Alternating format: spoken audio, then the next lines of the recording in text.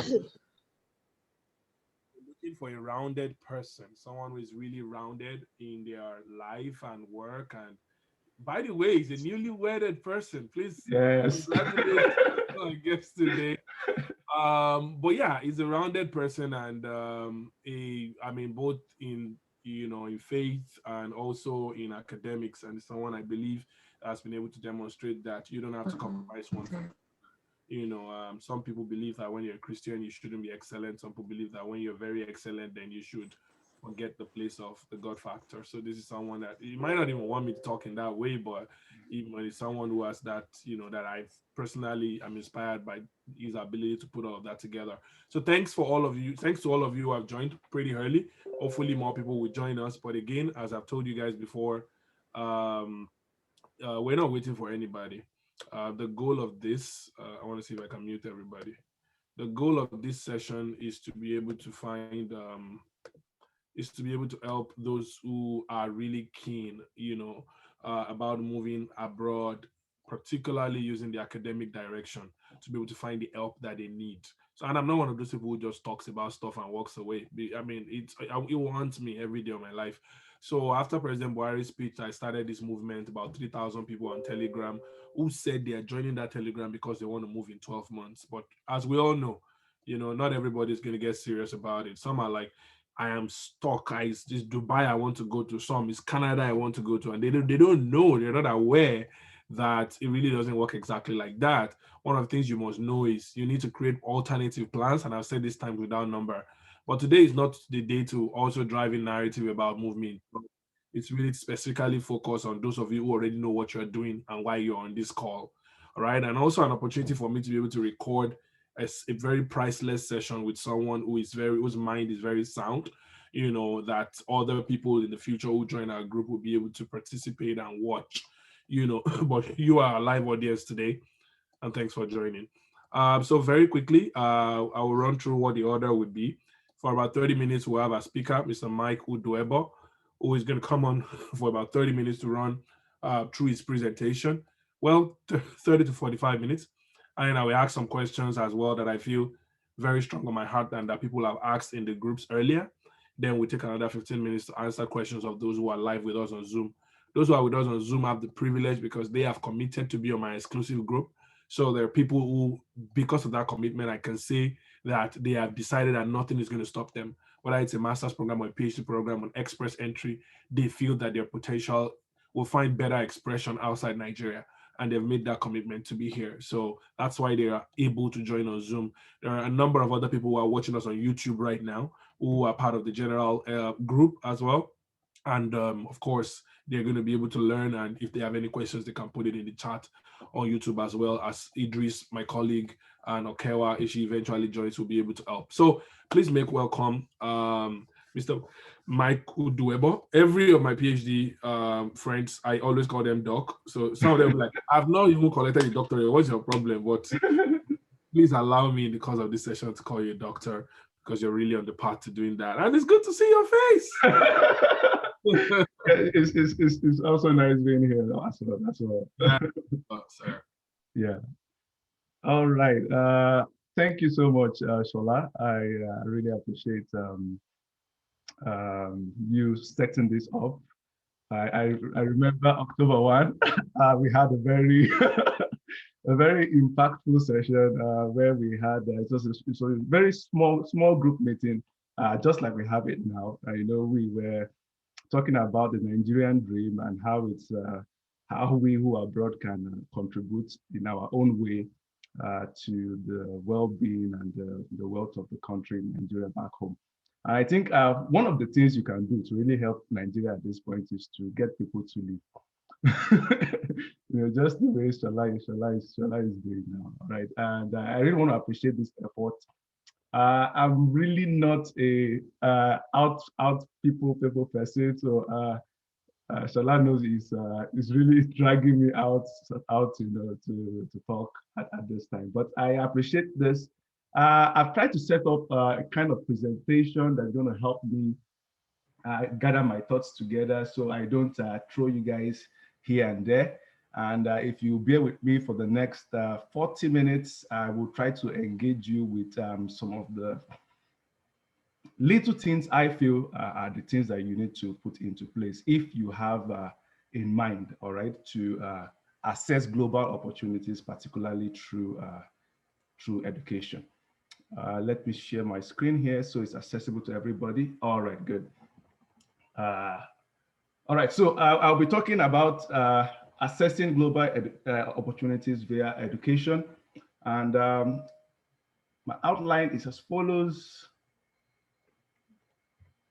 First of all, we'll be talking about my story, and I'll try to dig down to focus on what your focus is, as a person, and then we'll move into talking about US in particular, where I am now, and global scholarships, and then we'll move on to talk about statement of purpose tips and PhD positions, and then finally we'll end with trends in the United States. But by way of introduction, my name is Uduebor Michael. I used to be a lecturer in the Federal University of Technology, Akure. It's still up on my LinkedIn currently. I've not gone there to change it. I'm also a NSF scholar here in the United States, NSF being the National Science Foundation, where I conduct research into frost heave and road pavements in particular. I got here early on this year, but I've had several collaborative efforts with professors here in the US, first under the Carnegie African Diaspora Fellowship and other stuff like that while I was back home in Nigeria. The first thing I'm going to tell you guys is you can never know the difference until you get here. All right, they can tell you the stories, they can tell you details, but I mean, when you get here, you really know things are actually different. And you kind of develop a strong passion for Nigeria, even much more than when you were back home or back there in Nigeria. So I'm going to tell you, I'll start first with my story. I graduated in 2011, which is a very, very long time ago. And I was a brilliant chap. I didn't come out with the first class, all right? But you know what people they call first class material. All right, so I was a first class material in so much that after leaving for my NYSC, the school had to write to the NYSC to have me back. Why? Because I happened to be one of the few people that knew how to man a 30 million naira equipment they just acquired at the time. So I spent my NYSC service in school, and you can always guess. I mean, so after doing that, the next thing everybody's asking, when are you going to do your master's? When are you going to do your advanced program? So I put in for a master's degree. But while I was doing that, I mean, I really wanted to live the life. I come from a middle class family. So I put in to Owando. I wanted to work with Owando. Then they were having this graduate training program and all that. And so I signed up for that, and I got through the first stage, the second stage. I got to the assessment center, and we're waiting for my letter and all that. And when my professor then, Professor S.A. Ola, got a grant under the TED Fund to conduct a 4-year research. All right, so I'm the star boy, there's money on ground, so what are you looking for? So I put my neck into that, and for the next 3 years, I was running my master's in Nigeria. And unfortunately, within that period, he left and kind of left me in limbo. But I got my degree, my master's degree anyway. And I started, looking for a way to get my my PhD. And so that's when I started, searching for options outside of the country. Although I kept on running, my program locally back in Nigeria. But what I want to drive home here, I mean, through it all, since I graduated from 2011, I always wanted to study abroad. All right, but life always threw at me alternatives. All right, alternatives. At every point in time where I wanted to I need to start planning to go abroad, I had an alternative. All right, it looked lucrative, it looked inspiring. All right, you want to do something inspiring, for Nigeria. We can also do something back home and all that. But you cannot create a change. You really cannot effect a change if you do not know how things are supposed to be. All right, the best you can do is what you have seen. All right, coming here now, I mean, the number of things I've been able to do, the number of ideas, the number of vision, I've had. It's just like what Shola was saying. In my 3 months of arriving here, I set up my website. And the interesting thing about it, people say, "Oh, I mean, you're in the US now, you have money, so I mean, you can splurge on the website." But I tell them, no, I didn't splurge on it. In fact, the interesting thing was I wrote that website myself in 3 months of arriving here. Why? Because there's always internet, there's always power, the tools are at my disposal. So I did everything from scratch. Everything you see on my website, it was created by me. All right, so those are the things that you can do. And now, we're trying to develop a Google Classroom to teach students back in Nigeria. All right, bypass this whole ASU, university, brouhaha. I mean, if you can set up something where they can study, then we look for a way to go around certification and the likes. But if I'm going to drive anything to you or drive anything across to you with my story, uh, I need you to be single-minded. All right, does that mean you don't do any other thing? No, but any other thing you are doing it to aid your resolve to migrate out of Nigeria. All right. So if you are working currently, I'm not telling you to drop your job. All right. I'm telling you, see that job as a tool to facilitate your living or immigrating out of Nigeria. All right. As long as you begin to see your job, your works, other things around you as alternatives, all right. How much can they give to you? Maybe that's a question I should ask. How much can they give to you to remain in Nigeria? All right. And if you can answer that question, then I'm going to ask you a second question. I mean, the current exchange rate of the naira to the dollar is about 500. So how much will that money be worth in another 2 years' time? All right. So I mean, it's like a never-ending cycle. All right. So don't let anything take your resolve. All right. If you have resolved that you want to emigrate, you want to move, you want to japa, as that song was saying. I mean, everything you are doing, all right, your work, your relationships, your acquaintances, your everything. In fact, it's someone like you shouldn't be the one that is planning to buy a Jeep or a G-Wagon, because I mean, you have to sell it at the end of the day. All right. So live your life like a pilgrim, live your life like you are living. All right. Make everything, ensure that you are single-minded, all right, in your purpose. As long as you have alternatives, you are not going to do that. All right. It took me 2 or 3 years to finally get here. All right. But because I always had alternatives, I didn't like put in all my effort into it. I try a little bit. If I don't get a result, I pull back, focus on some other things. All right. But if you are single-minded, all the people I know that have been able to leave the country, come here to the United States or any other place, they've been people who have been single-minded. All right. Be single-minded in your purpose. All right, so let's move on to ULs and global scholarships. The first thing I'm going to talk about is what I term, all right, the curse of the wealthy. All right, when people have money, they find it very difficult to do regular things. All right, it's just like a rich man who is driving on the streets of Oyo, for instance, and he finds it difficult to come down from his vehicle to buy boli, all right, or to buy roasted corn. All right, he wants it. He's a human being like you. He desires it. But because of his status, because of his wealth, he has to maybe send somebody, all right, to go buy that stuff for him. All right, security risk. What will people say? I'm a big man. So will I just come down from my jeep and sit down with these people and be eating peppered snail? So somebody goes to buy it, they package it and they bring to him. So that's what the problem is they have in places like the US, and developed countries now. So they have access to that wealth. So their citizens or the population do not have that resolve to put their hands into manual labor or mental labor, as it were. All right. They prefer managerial roles, they prefer, so when it comes to academics, you can't tell a child who has been earning a salary since the age of 13, all right, to come and do a master's. You ask you what does he need the master's for? All right, he's been earning maybe $50 an hour already or $100 an hour already. I mean, so what does he need a master's for? They practically beg them here to come and take advanced studies.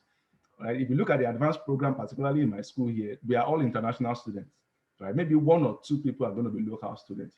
All right. So they want what you want, but you are the one that has that ability. All right. You have the mental ability, you have the time, all right, and you have the resolve, all right, to go into academics, take advanced studies and stuff like that. So what do? You start from where you are, all right, and with what you have, all right. You can have money, you can have time, or you can have some particular set of skills that they are looking for. All right. Whatsoever you have, be ready to invest it, all right, to get what you want. Definitely, at some point, too, you two will get to a place where, I mean, you tell yourself, I mean, what am I looking for? All right, I have a lady in our church. After her master's, she started working with Duke Energy. She's a cyber security expert. All right, and I mean, she's living the life now.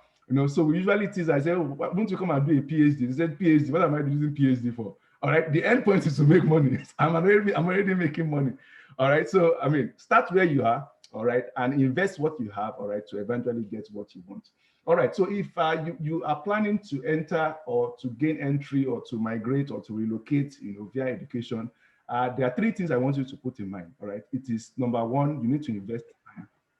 Right, and when we're talking about time, we're talking about from a minimum of 2 to a maximum of about 5 years. All right, if you're running a master's program, if you have 1 year masters, but eventually it turns out about 2 years. And if you are running a PhD program, it runs between 3 and 5 years. All right, so be ready to invest that period of time. People look at it like, oh, it's very long, but sit down and consider. All right, what have I done with the last 2 years of my life? What have I done with the last 5 years of my life? All right. The reason why we have a lot of people that come to this country, particularly in the US, and they japa, all right, or they ra, is because they've not really sat down to count the cost. All right. If you're going to come in through education, be ready, all right, to invest that period of time. All right. Things might look a little difficult in quotes. I mean, I don't think things are actually difficult. All right. But know that that period of time is an investment that you're making towards your future. All right. The second thing you want to have is skills.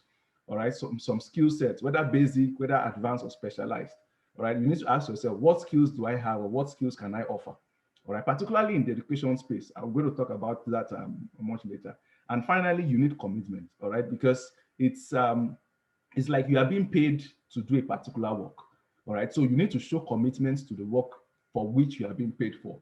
All right. Unlike in Nigeria, scholarships here um, are designated like jobs. All right. If you get a scholarship to study, it's like you've gotten a job. All right. You'll be taxed.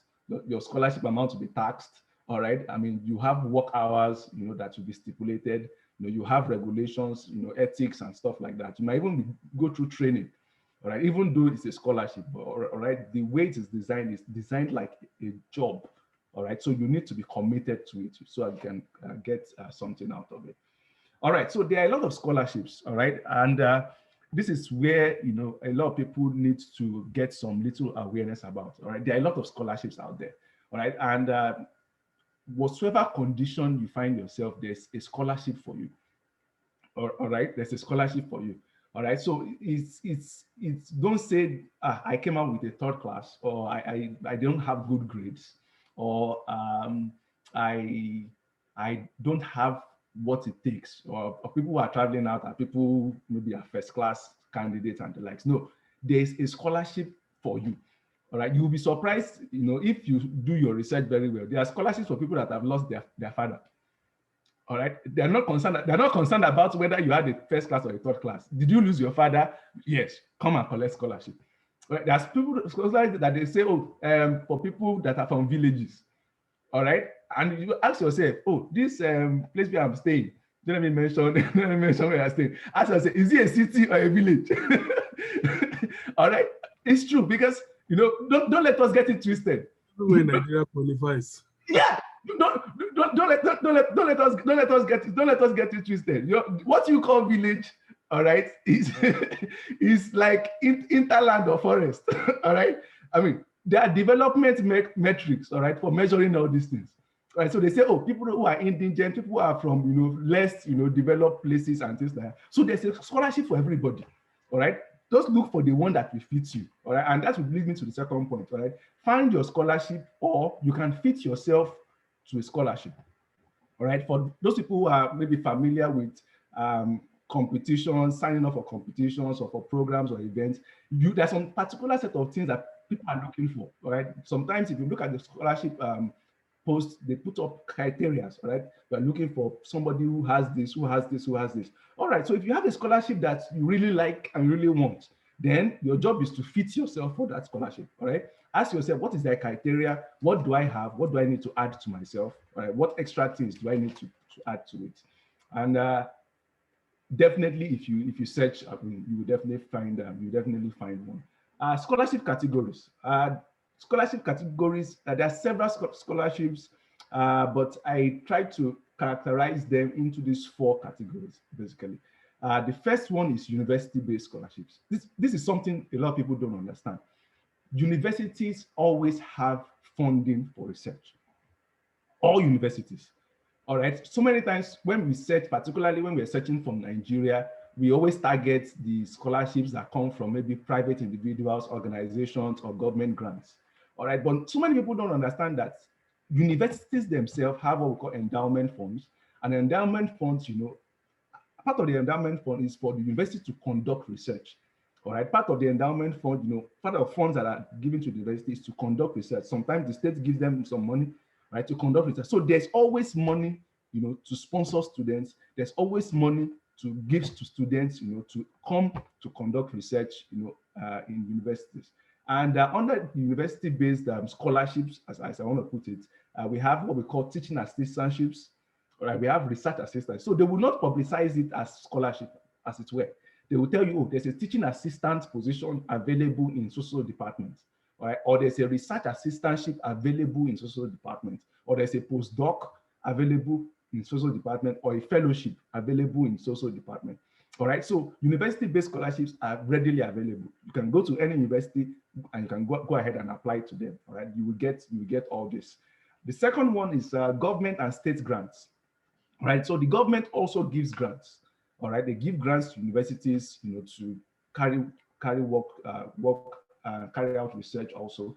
And the first one is the National Science Foundation. One of the examples I have here. The second one is the Fulbright. I think the American embassy usually comes even in Nigeria to publicize the Fulbright scholarship. I mean, this scholarship that is the government-based, although they do it in line with many universities, but it's a government or a state grant, right? That is either given to you as an individual or given to a university, right? So that they can now take students for research, right? So I'll talk about some of these when I'm doing some more exegesis later.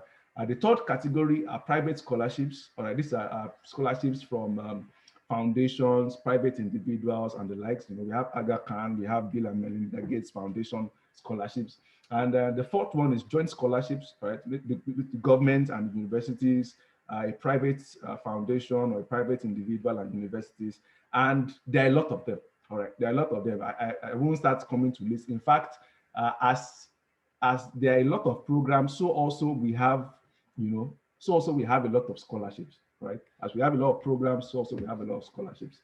All right, so there are several proven methods for assessing scholarships, and I mean, some of the people that Shola has mentioned, Isaiah, I know of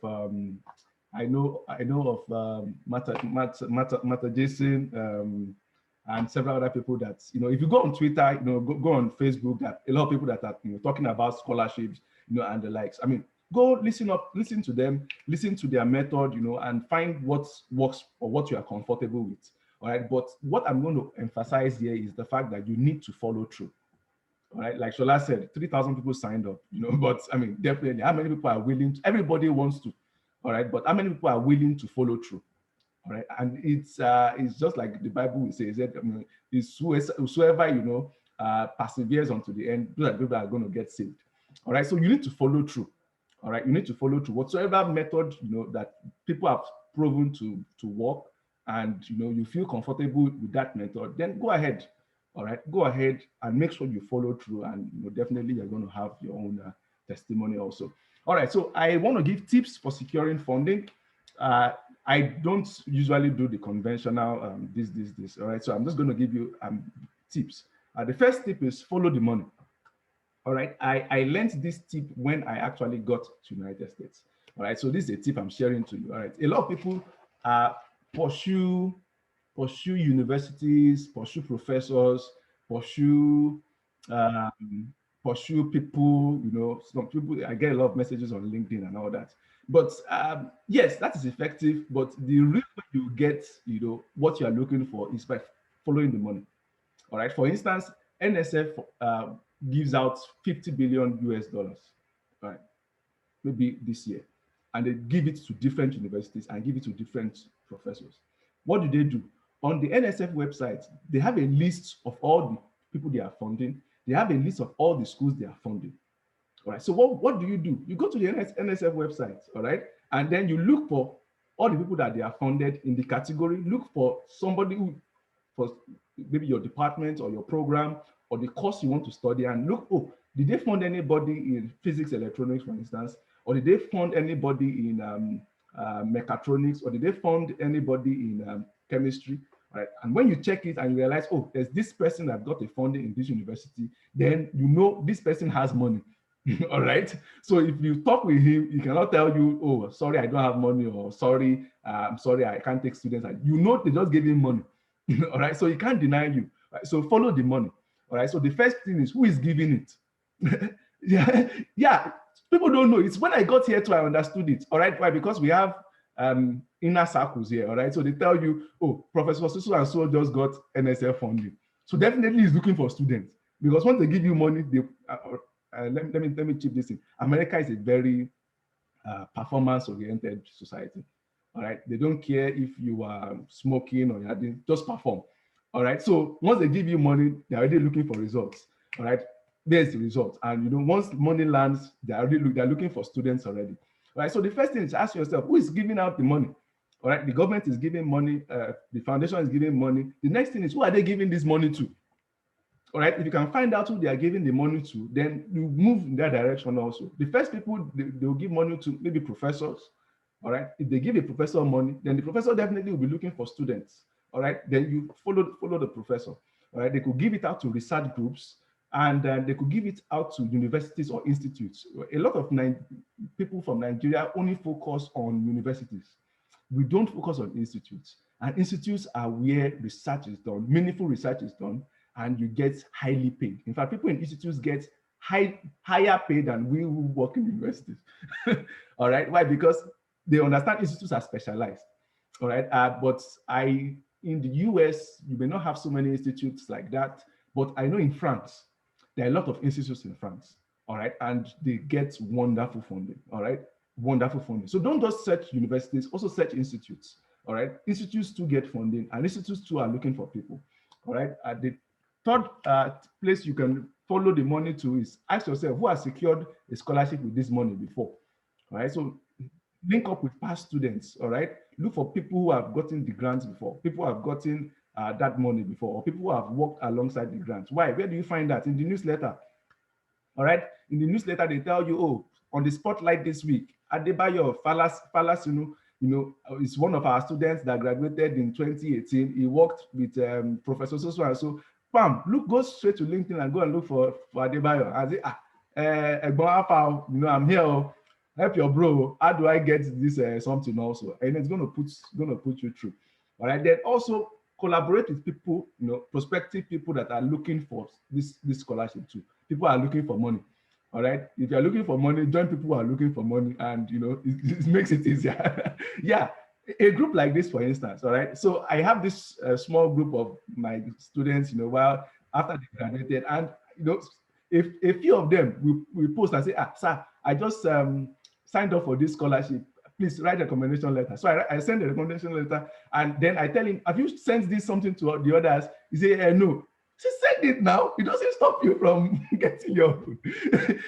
Yeah. So there's that part also. But I usually encourage people that you tell people about the scholarship does not mean you will not get it. In fact, I practically lived on scholarship all through my studies. Right, I was a exam mobile scholar in my undergraduate studies. And how did I get it? A day before the deadline, my roommate told me about the scholarship. All right, so I signed up for the scholarship, and both of us went to Ibadan, Kakan for in, I can remember, and we wrote the exam, and I got the scholarship, and we did it. I get it. So it's not by whether or not you tell somebody or you don't tell somebody. If you're going to get the scholarship, you get the scholarship. All right. I mean, if your application is wonderful, you're going to get. It's one of the things I'm going to talk about. All right. There's no bias. All right. It's performance based. All right. So join a group of guys. I mean, if you are in a group and somebody wins a scholarship, I mean, celebrate them. All right. Celebrate them. But have that community of people. I know there are several WhatsApp groups. I think I'm a member of one or two or three of them. All right, where people keep on posting scholarship. All right, just apply. As they are posting, apply. As they are posting, just go ahead and apply. All right, so this is my own guide to securing scholarships anywhere in the world. All right, it's 100% proven. All right, I have 100. I'm not like Sola. Sola is an evangelist, so he knows how to. Patented. You have patented this. 100%. Sola knows how to use those words. All right, but I will just tell you, I have a 100% track record using this. All right, and one of the advantages of using this method is this: it gives you a global outlook. It gives you a global outlook. I caught on one of the things Shola was saying right from the beginning, that have alternatives. Yes, you want to come to the US, you want to come to Canada, but Japan is not bad. Okay, you want you Japan is very not bad. Very not bad. So you want to go to the UK, you want to go here, but Finland is not bad either. All right, so I mean, one of the things this is going to do for you is going to give you a global outlook. All right, so you understand, oh yes, this program or this course or this course of study, all right, that I want to go into is available in several places around the world. All right, so the first section of this I call groundwork. All right, the first thing is to decide on your course or your program of study. All right, where we get disadvantage in Nigeria particularly is the nomenclature for programs in the world or globally has changed. All right, so you have a situation where, for instance, let's use hotel management. All right, hotel management at Unsuka or IMSU, for instance. I mean, when you come to the US, nobody is doing hotel management. All right, so if you are searching in Google hotel management, university doing hotel management in US, you will not see anything. I'm sorry, you will not see. All right, so I mean, you need to be a little bit creative. All right, tell yourself, oh, hotel management is hospitality. All right, what do you call, just look for different alternatives and begin to use those buzzwords. You realize several people do not get what they're looking for because what they're looking for is now called something else. All right, I had somebody who wanted to study mining. All right, and the course or the mining course he wanted to do has been blended already with architecture here in the US. So he was a mining engineer, he's doing mining engineering in Nigeria. So all his mind was, I want to do, mining structure, the structure or the design of, a mine and stuff like that. But it is now domiciled under a department or a faculty of architecture here in the US. Right, so it took some research for him to realize that, so if I'm looking for engineering, I will miss it because what I'm looking for is under architecture. All right. I have another friend too that is into construction, building construction. Building construction in some places is under the faculty of architecture. It's not even engineering anymore. Okay, so do your research, find related courses. Sometimes you might need to use a different name. All right, like I said, you can't be searching for hotel management in the US. You won't find. All right. The next thing is to select 5 global regions where you would love to study. All right, you can take it in priority. All right, and you will realize this is very funny. I have a very funny arrangement here. US and Canada, all right. Europe, you might say, is UK not part of Europe? Is Russia not part of Europe? No. If you calculate the amount of universities in UK alone, is enough to stand on its own. All right. So US and Canada, Europe, UK, Asia, all right. Malaysia is there. Malaysia has some very good universities, all right, that are offering scholarship. In fact, recently I learned that a Nigerian parastatal was donating some funds to sponsor scholars, to sponsor research in Malaysia. And I was like, what? I mean, how can Nigeria be sponsoring research in Malaysia, for God's sake? It's very funny. All right, there's Russia, there's South America, there's Australia, there's Scandinavian countries, all right? We're talking about Finland, we're talking about Sweden. These are countries that have very high ratings, particularly with education. And Africa, please don't think Africa is bad, all right? Before I came to the US, I had the mind to move to Botswana. All right, the exchange rate between Botswana and Nigeria at that time was 28, all right? 28. One Botswana, I think is a rand, it's a rand. I think they also use rand. It was 28. So the exchange rate was fair enough. And I get to do safari, I get to enjoy myself. They don't have wahala in that place. So there are very good places also in Africa. All right. So don't cut Africa out as I want to leave this continent entirely. Right. So select 5 global regions where you would love to study. Then after doing that, have your own criteria. All right. Oh, sorry. While doing that, have your own criteria. All right. Maybe ease of settling, whether they have the best programs for your course of study. Maybe they have flexible working hours, or is there any work restrictions, visa restrictions, and forget horror stories. All right, don't let anybody terrify you with horror stories. So this that place is, they are racist, they are this. No, I mean performance. All right, focus on performance. All right, don't let anybody chase you away with horror stories. All right, the next thing to do is to select 10 to 15 universities in each region. All right, so you've selected 5. All right, by the time you select 10 universities, in total you will have selected 50 universities. Now, very few people have followed through with this, but the people who have followed through have gotten not one, not two, but 3 or 4 offers at the same time. All right. Select 5 universities in each region. All right. Have open an Excel spreadsheet or have a notebook where you have those information. Save their websites. Go through each of the school's pages. All right. Links to important pages and stuff like that. Next, get their requirements. Are they asking for a statement of purpose? Do they require GRE, TOEFL, IELTS, application fees, for instance, all right? Get their requirements. I usually tell people to use a spreadsheet. Why? Because when you use a spreadsheet, at a glance,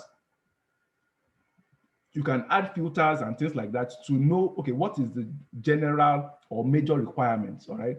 So the next thing is to find the major requirements, for each of these universities and then secure them. All right, there are some schools that may require application fees. Some schools may not require application fees. Some schools may tell you, we want GRE and want TOEFL. Some schools will say GRE is enough. So look for the ones that are common to all the schools. I know for certain, all the schools will require certificates. All the school will require your transcripts. All of them might require, your maybe statement of purpose, or statement of intent. All of them might require recommendations. Get those things ready. I was talking to someone last week, and I was asking, how far with your transcript? Is yeah, that they are on strike. I mean, see, you that do not have transcripts, are you the one that's going to be ready to apply for other things? All right. So what is their major requirements? I mean, the ones that are looking special to a particular university, no need to rush for that. But the one that you realize, oh, this thing is repeating itself over and over and over again, go ahead and get those ones and get it ready. All right. Then the next thing to move into is to move into research and networking. All right. And this is where some of the things I've mentioned earlier will come in. All right. Find and research on individuals, all right, from each of those universities, maybe professors, which one of them is working in line with what you want to do, which one of them has funding currently. All right. They usually have pages for their professors where you can look up their research interests, find out, what the research he has worked on in the time past, his publications and the likes. All right. So things are easier when you have a man on the inside. All right. For me, when I got recruited, I didn't have to apply, all right, to get recruited. All right. It was someone, I got a call, all right, and the person called me up and said, "Oh, are you interested in this one?" I said, "Yes, definitely. I'm interested." All right. So it was a breeze. So even when the school was asking for transcript and everything, I was like, "See, guys, the school is on strike or whatever it is, but this is what I have." And they accepted it. Why? Because there's somebody on the inside that is working for you, or somebody that's on the inside that's interested in having you. All right. So if you can get somebody on the inside, it may not necessarily even be a professor. It may be a Nigerian student. It will shock you. All right. The first time I will realize this is 2012. 2012 when I applied for the Hong Kong scholarship. All right. I sent in my application, and about a month or a month and a half afterwards, I got a message on my WhatsApp. Boop, boop, boop. It was a friend of mine. We graduated from school together, and he says, "Oh, Mike, I'm reviewing your application." I was like, "What?" He says, "Didn't you apply to Hong Kong University of Science and Technology?" I said, "Yes." He said, "My application is right in front of him." So what happened? He's currently working with the professor. The professor said, "Oh, I got an application from Nigeria. Take, do your research on this person and give me feedback." All right. I was also telling a couple of guys, I said, "See, maybe I should give you this information too. There has been a shortage of recruitment from China because of the COVID. So universities are looking for students right now. All right. My professors are crying. Mike, can we get students?" All right. Just recommend, we need you to recommend students for us. Why? Because a large percentage, of students coming from China, from India, into the US. But because of the COVID, there are restrictions, not that they don't want them to come, but, international diplomacy, policy and the likes, there are restrictions for them to get here. Right? So they are looking for alternatives. Where do we get students from? Why? Because the research is some research on the way already. Some people have gotten funding already. Are you getting the point? So they are looking for students. All right. So try and get somebody on the inside. It could be a professor, it could be a student, all right, that's going to be working things for you. All right. The international office calls and says, oh, we need your transcript. All right. And you don't, maybe they're on strike. All right, and you cannot get the transcripts quickly. You can call the person there, and the person can go there and explain to them and say, "Oh, currently in the country there is strike action, but this person has this, he has this. He can tender this in lieu of that." And when that is ready, it becomes easier to hear than you sending an email, trying to explain to them why ASU has been on strike for over 8 months and the likes. All right, so get somebody on the inside. To do that, one tool that you find very important is LinkedIn. All right, so some people they see the premium 3 months free version. All right, I believe if you are dedicated and you really want to get things done, that premium free period is enough to do enough damage. All right, the premium version gives you ability to message the CEO of top companies, and there is nothing they can do about it. Anybody in this whole wide world. You can message there is nothing they can do about it. They will see the message. All right. So if you are serious, if you have your armory ready, if you have everybody you are ready, you want to contact, just activate that premium version. Even if it's 1 month, they give to you, activate it, and within 1 month, do enough damage that after that 1 month, LinkedIn themselves we have to contact you and say, Ogbeni, you need to pay for this 1 month that you have used. All right. So try and contact people, try and get people on the inside. The second thing is to put your best foot forward. All right. If you have publications, push it. Put it on Facebook, put it on LinkedIn. It doesn't matter. Just publicize it. Even if it's a technical essay you wrote at some point in your degree back there in Nigeria, it may not be a journal paper. Even if it's a technical, I have a technical publication. It was a assignment I was given in my master's, all right, to design a dam. And I placed it on academia.edu. Currently, that paper has 3,100 plus views. All right, I put it in my CV. I said, oh, this paper, it has 3,100 and something views. It's one of the things I used to brag. I say, do you have any paper that they have viewed over 3,000 times? Are you getting the point? So the little things you have, put it forward. All right, if you have experience, share it on LinkedIn. If you have short stories, even YouTube videos will go as well. So keep on trying, right? Keep on trying. The Japanese proverb says, if you fall 7 times, stand up on the 8th time, right? Like I said, if you are not single-minded, you try, after a little while, you're going to pull back. If you try, after a little while, you're going to pull back. But if you are resolute in your decision, all right, you will keep on doing everything you need to do, all right, you keep on doing everything you need to do to get, yes, I mean, slide share. Right, slide share. All right. I mean, there's also slide share. All right. So if you have anything, I'm serious. I mean anything. All right. Just put it out there. Why? Because we are living in a digital age. All right. They should be able to track once they type your name. All right. A full page of Google search should be full with something about you, and it shouldn't be social media. I'm sorry. It shouldn't be you shaking bomb or something. If you are really interested in academics, all right, there should be at least some serious stuff. And when they search your name on Google, some serious stuff should come out. All right. If you search my name now, you will see something on Google, you will see something on academia, you see something on ResearchGate, you see something on ORCID. All right. Let them be able to track something digitally, all right, to you. I'll quickly move on here. All right. So let's quickly move into statement of purpose tips. All right. There are a lot of statement of purpose guidelines out there. All right, so I'm not going to try and do rework all over again. I'm just going to give you tips for what I believe, all right, will work. All right, for what I believe will work, for everybody. Yes, ORCID, yeah, ORCID. All right, what I believe will work for everybody. The first thing is to make sense. All right, if you followed this popular Big Brother Naija something, Lekon will say, just have sense. All right, And really, that's the minimum thing you can do. We just have sense. All right. I see somebody take a template, all right, from a template website and copies it and just takes it verbatim. That's no sense. All right. Nobody is saying you should not use templates. You all need something to guide us in life. All right. Even in normal human living, you need somebody or something to guide you. All right. So if you have a template, make it yours. All right. Modify it. Right. Let's put in your own input. Let it become personal to you. All right. Let it become personal to you. All right. The next thing you need to consider is to think, what can I contribute? All right, to this research. What can I contribute to this research? What can I contribute to this people's group? What can I contribute to this university? What can I contribute to this country? All right, you are going there to help them, improve their research, improve their economy, improve their. So you should be thinking in that line. All right, there are some scholarships that might require you to talk about how you are going to come back to improve your country. Definitely, if you are going to talk in that line, you should talk about what are you going to do, when you come back.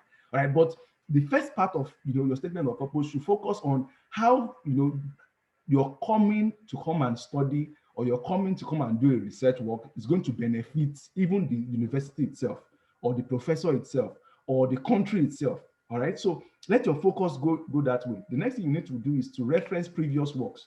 All right, reference some works that you have seen that are interesting in that area. All right, if the professor has done something nice there, put it in. One of the things that is driving me to come and study here is because of Professor so and so. He has done some work in this, which also aligns with the work that I also have done. All right, so anybody reading that, and let me give you this tip. Some people think it's international office that read your SOP. No, it is professors, and people who are maybe in the administrative something. They're the ones that read it. All right, so you don't need to be overtly too something about it. Write it the way you feel it. All right, write it the way you feel it. Reference, a professor. This professor. In fact, when they see the professor's name there, they will take your application and take it straight to the professor.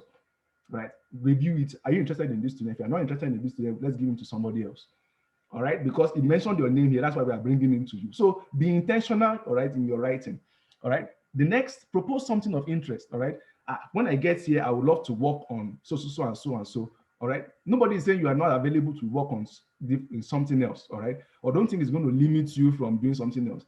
When somebody sees that you have a plan, they find it easier to work with you than someone that said, just give me anything, I will work.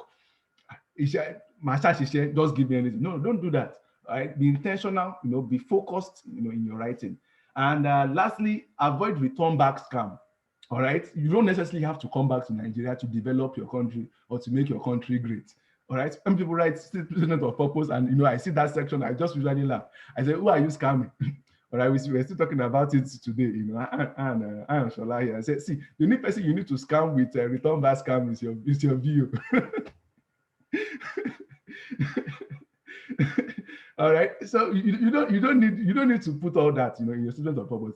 What is a global something? All right, so you can talk about something global. All right, you don't necessarily have to come back to Nigeria to do something with what you have learned. You can move on to a global stage. All right, definitely whatever you do will affect your country.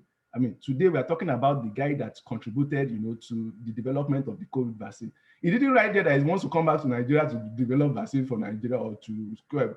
He's moving on to global stuff. All right. So you don't necessarily have to do return back. After I finish my program, I'll return back to my country and do development. Go on. Nobody wants to invest something in somebody only for him to go back. What are you going back to do? All right. Instead, write how you have global plans, all right, global vision. By the time I finish this program, I want to head out, to United Nations or to global organizations or global agencies and contribute my own quota, to global, this and global that. All right. That is more motivating than someone says, "Oh, but when I finish what I'm doing now, I will go back to, It's just like saying, oh, if you work with Exxon Mobil, or you work with Chevron in Lagos, say, after I finish Chevron, I will go back to my village. Who wants that? All right. So I avoid that. I'm going to talk about PhD positions. I'm sorry, I'm running out of time, but I will try and wrap it up as fast as possible. PhD positions. I usually advise people to pursue PhD positions. All right. Why? Because I feel, particularly for this group of people, it is better for immigrations than masters. right? A master's is usually between 1.5 years and 2 years, right? And usually the problem most people have is the first year you are really trying to settle down, right? You're trying to get your footing. It's a different structure, a different environment. You are meeting new people for the first time. If you are in very, very remote places, it's cold, all right? So you are really adjusting yourself. And before you know it, the second year, they're already telling you, okay, when are you going to, what are your plans? All right. Your F1 visa is your F1 or yes, your F1 is already saying, okay, out of status, out of status. All right. So you see a lot of people, go into things like, trying to get into a marriage, and things like that. And usually when I hear those stories, I ask myself, what the first question I ask people, I say, was he a master's or a PhD student? And 90% of the time, they are master people that run masters, right? Because it comes like a shock, all right? The first year you are settling down, the second year you are trying to board a little, then all of a sudden the program is over. They are beginning to run from pillar to post. I don't want to go back. I don't want to go back, right? So they begin to involve themselves in several. But a PhD will last for 3 to 5 years, so you have a lot of time to settle in. All right, you are not in a hurry. All right, you don't need to pressure yourself unnecessarily, right? So you can settle in better, all right? Another thing you can do is you can have a good feel of the country. At least within the 5 years, you will have gone around, to the north, to the east, to the west, to the south. You too, tell yourself, where do I want to settle down, all right? Don't be a victim of circumstance. So anything, just give me. No, I mean, have a plan also. And that PhD program gives you that opportunity to do that. Right? Another thing the PhD position will help you to do is to ground yourself in relevant work, accomplishments, and community volunteering. All right. So, I mean, a master's, most times you're just conducting maybe a project, all right. You're not doing something that can really ground you as an authority in your field. All right. I mean, so you're just doing maybe some coursework and maybe a little research. If you're fortunate, maybe one or two journal papers, and that's the end of it. So you don't really have enough time, right, to do enough work, that can really ground you. All right. Accomplishments, maybe you are focused more on you're focused on academic work, maybe one or two competitions you go for and things like that. I recently attended the PhD defense of a friend of mine. All right, she's been here for almost 5 years. By the time they counted the amount of grants she got, she's gotten 3 or 4 personal grants herself. She's won like 16 different competitions in the space of, and it's possible because in the space of 5 years, I mean, what are you waiting for? All right. So if you're going to go in and file maybe for an N1W, or the likes, and you put in all the there and say, oh, I have accolades from 16 different competitions. I was able to attract international grants here, here, and here. I mean, it makes you an excellent candidate for that. All right. So a PhD position, I believe, is strongly will make you a better candidate, for immigration, for relocating. Also, it helps you forge better relationships, right? So a lot of people, like I was trying to mention, a lot of people enter into arranged, marriages, a relationship that is not well solidified, all right, and they usually run into problems in the long run, right? But as a PhD student, I mean, you get to get the feel of people, you are right. A funny story that somebody was saying, somebody went for Thanksgiving, not this Thanksgiving, anyway, he has a girlfriend who's a citizen, and he went there, and right there on the Thanksgiving table, the father was saying, "Chauffeur for mommy, she winning," you know, so, you know, those are realities. Yeah. Nothing can be more embarrassing. I'm serious. I told them, I mean, I don't know what I would do in that kind of situation, all right? But if you're a PhD student, it helps you make better relationships, right? You would have, I mean, done a whole lot. You will have related well. I mean, they know you, so they know, okay, this one is not going in a hurry, or this one is not trying to, take opportunity, right? Because that's what people, I don't have anything against, having a relationship with people, but I mean, get to know people better, all right? You can't know people so well, all right? You need some time really to do that, all right? So a PhD position will help you do that better. The second major point is your specialized knowledge will give you better pay. All right, your specialized knowledge will give you better pay. By the time you finish with a PhD, you become an authority in a specific area, all right, of endeavor or a specific area of study. All right, so you are in high demand. All right, and if not even for your area of study, for your ability to critically think through some problems. All right, so you are in high demand for that. Right, and when you have specialized knowledge like that, your pay, all right, you have better pay. So I'm going to pull up this chart. This is a chart of earnings by educational attainment for last year in the US.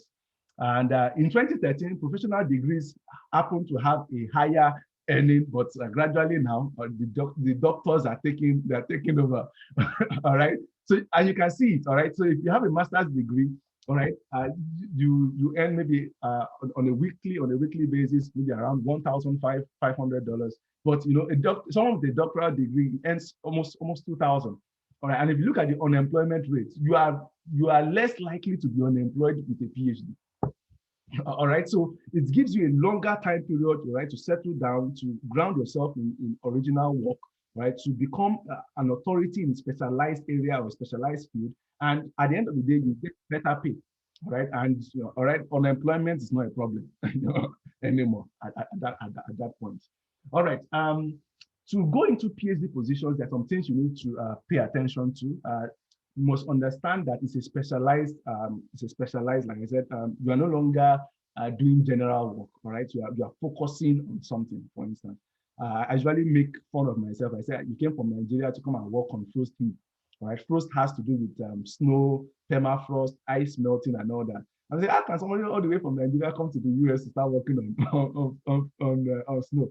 All right, it's one of the first talking points I use anytime I go for conferences, and I say, I'm the Nigerian boy who came from Africa to come and work on snow in the US. All right. So the first thing you need to pay attention to is technical jargon. All right.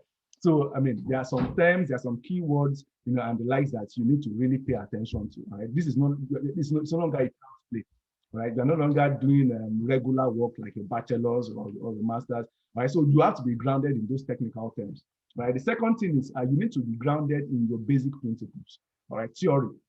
And I mean, you may not agree with me, but I have been a lecturer back in Nigeria and here. I've also taught students, and I realized we are not really doing so bad in the area of theory. All right.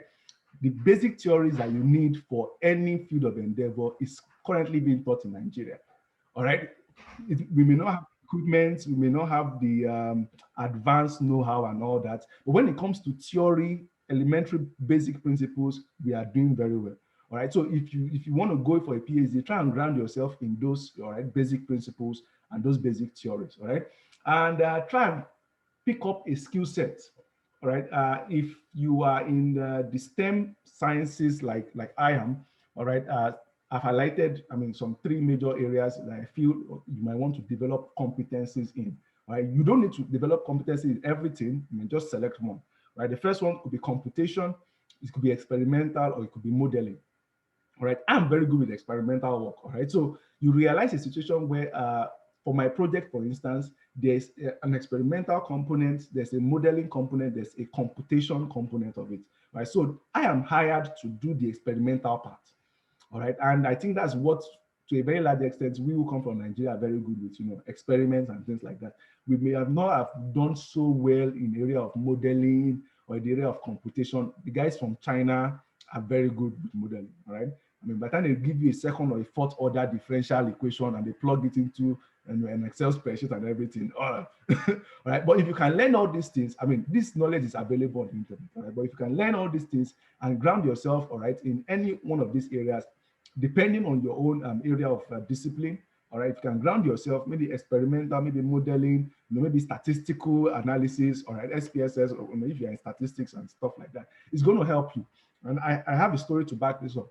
So currently, I have another colleague who is going to be defending on Monday, and he works with us in civil environmental engineering, but his basic is actually from chemistry. All right, so we had an aspect of the work that was chemical in nature, so they needed to hire somebody from chemistry.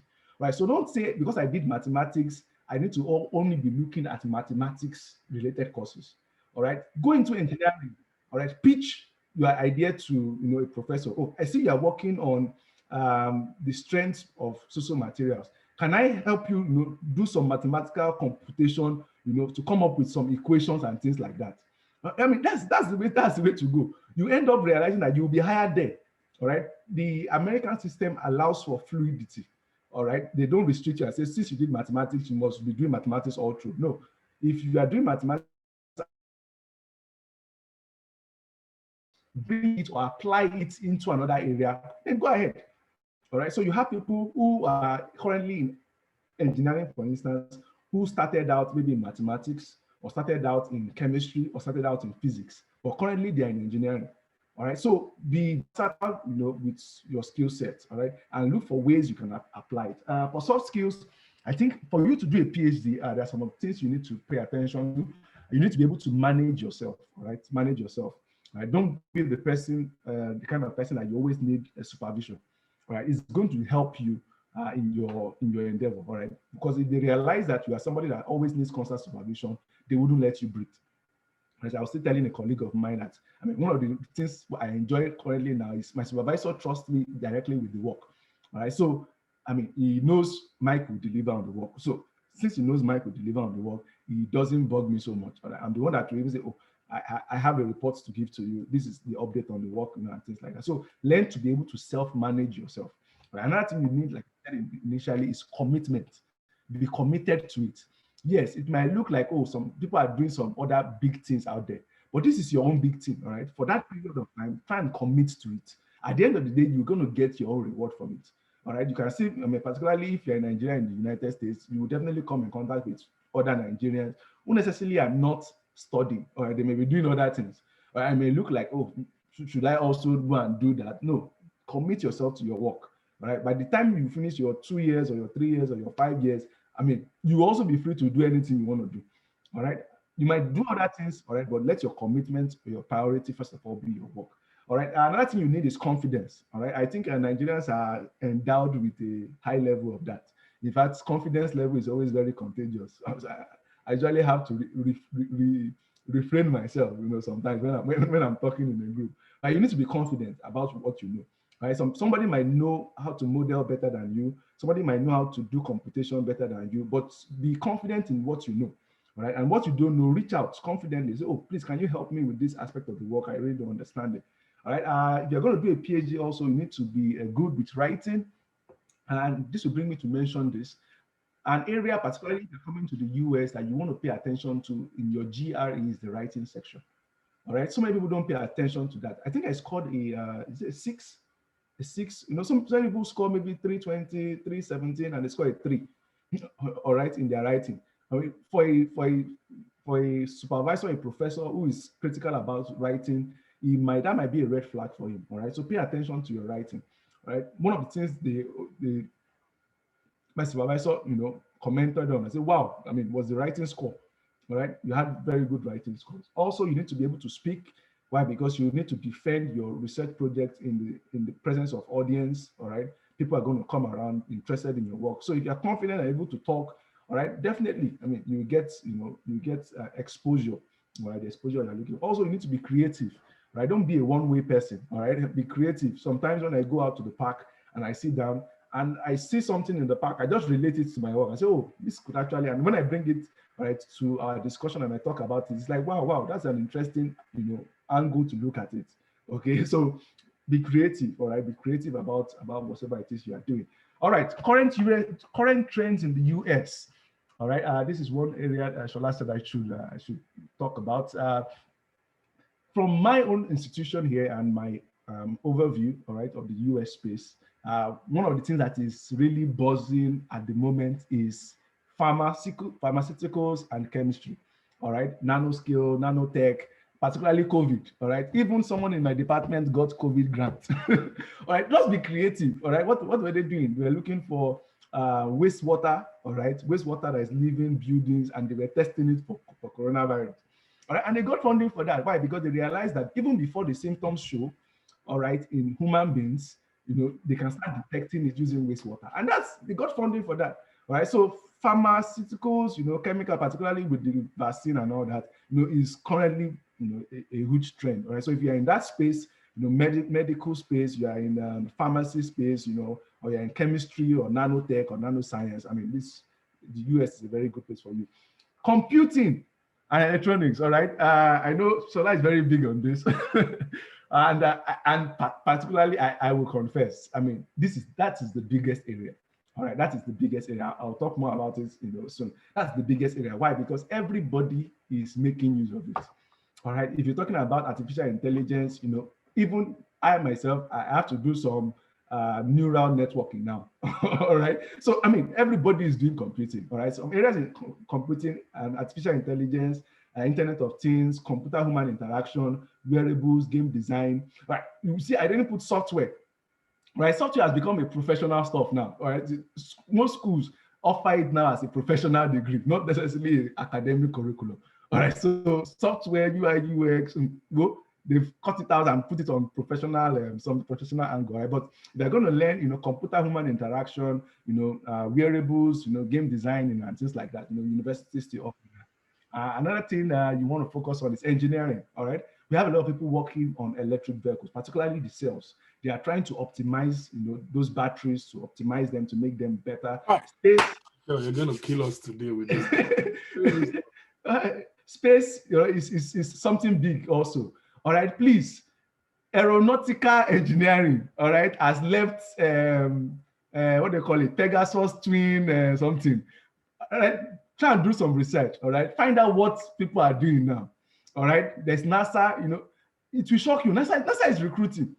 The way people talk about it, when it's just like what we said. When you are outside, things look a little bit blurry. But when you are here, you begin to see, there's this one here and there's this one here, and stuff like that. So these are areas where you want to pay attention to. Then infrastructure space too. Currently, all the good space is gone. All right. So people are looking for ways, to optimize, land structures, look for smart spaces, try to make them intelligent, which still leads us back to computing. All right, computing is very light. All right, smart spaces. All right, so how do I, transform, all right, my house into an intelligent, power, energy saving, or power self-generating, energy saving structure or space. That is one area. 3D printing. Buildings are now being 3D printed. All right, so if you are there, you are saying you are doing building engineering. I mean, you need to begin to focus on, okay, how do I bring computing into this? How do we 3D print a whole building? People are doing it now. Right, those are areas of study that are currently being pursued. Yeah, so this will bring me to this. So when Chola, brought up this area, I was like, everything is computing. All right, and there's this guy Bernard Ma. I like all his articles. Whenever I do this, whenever I ask for trend, like people go like, maybe it's because I'm in computing. Look, no, it's not. It's not that. Over spilled milk, yeah, guys. Yeah. No, it's not that. I'm going to I will lend my voice to that. It's not. No, don't think Shola is trying to sell his market. So sorry, it's not. It's the reality of what's on ground. Are you getting me? Anything you are doing at this point, if you computing, are you getting? Even I myself now, I have to learn it. All right, why? Because my supervisor is already considering bringing somebody all the way from China to come and do neural networking of the projects we are working on. If I knew that one, it's very simple. I just tell him, sir, after this something, give me postdoc. I will do the neural network after it. Are you getting the point? So, I mean, if you can add it now, add it. All right. So there's this guy, it's all about trends. He talks, if you search him, he has a book about trends. All right. This is the trends for the 2020s. All right. And he listed them here. I'll give you a interesting backstory. I know Shola is going to enjoy this. While I was in school, 100 level, 200 level, all right, this software programming something came, and everybody was talking about C#, and all that. And David, right? So I and David, and the other guys, we started going. I remember them. We go to the chapel, right? We'll try to write code. I was just looking at them, and when I got my system, I just fell in love with graphics design. All right, so I was doing graphic design. They were doing coding. I was like, you guys should come and teach me this something now. I will learn it small. I'll run away. I'll learn it small. I'll run away. Why? The graphics design was giving me money. All right, if I do small graphics, they give me 2,500. I'll be happy. If I do other small graphics, they give me 5,000. I'll be happy. All right. Then I added printing to it. So I started printing. So I was making money. I did one printing one time. They gave me 50,000. I said, I think this is the way. Programming guys, bye bye. We'll see later. Leave me with my graphics design and my printing. All right. But 5 years down the line, those guys went ahead. Microsoft competition. They went abroad and they came back and they were the boss of the whole school. And I was like, it's like this software something is becoming serious. So we graduated, before you know it, they own companies, all right, and they are earning in millions now, all right? And that was the trend for that period, right? These are the trends that are coming in now. So if you are interested in making something for yourself, making a name for yourself, getting comfortable, you need to go into a whole lot of this stuff now, all right? Artificial intelligence, Internet of Things, wearables, and augmented humans, all right? We have new wristwatches now. I mean, I was checking out the Apple iWatch 6. I mean, it's wonderful. ECG, it has ECG, it has oxygen meter, all right? It can measure your heart rate. And I mean, if you happen to fall down or mistakenly, it will call 911 almost immediately. Right? So those are technologies that are currently happening now, right? So there's this guy, like I said, Bernard Ma, I mean, he just listed all these things. And if you realize, my whole summary on this page is computing is king. All right, computing is king. So whatever it is you are doing, please add some computing into it. All right, add some computing into it. I know Shola has some courses on AI. He has some courses on chatbots, you know, and the likes. If you can, I will tell you, please take advantage of those courses. All right, those are things that make you more attractive, all right, to professors. Right? If you tell him, oh, I finished a bachelor's of science in chemistry, and I also did a program, all right, in AI, something, it gets him interested. Oh, so you know how to use R, or you can do neural networking. Oh, that's wonderful. So let's work on this. All right. Oh, another thing it can help you do is can also expand the scope, all right, of your current work. All right. So if you have a work you are doing, you can, of your own volition, just sit down and come up with something. All right, and quickly do the analysis and come up with result and post it. All right. So computing is king. Whatever you are doing, please add some computing to it. All right. So I will round up with tips no one will tell you. All right. Tips no one will tell you, but you know, Mike will tell you. The first thing is try and get here. You will sort out the rest. All right. I remember at some point in my life, you know that That's golden. That's just golden, brother. yeah, Just yeah, get there and everything will sort itself yeah. out. There was a point in my life where I had a windfall. I mean, for me then it was a windfall, right? I mean, I had like almost 1 point something million. I mean, it was like a back arrears of money and stuff like that. And you know, that money just was in my account and everything. And eventually, you know, I was considering at that time, maybe I should really go for this PhD program. At least if I can sponsor myself for the first year, I will know I will sort out. But like, well, will I go there after the first year? I will start looking for money, they will pursue me back to Nigeria. No, there's nobody that will travel out of Nigeria to go and study that they will not find something for you. Right? I have people that came on their first year. After their first year, your professor himself will be the one, you will be exposed to even larger funding sources when you get here.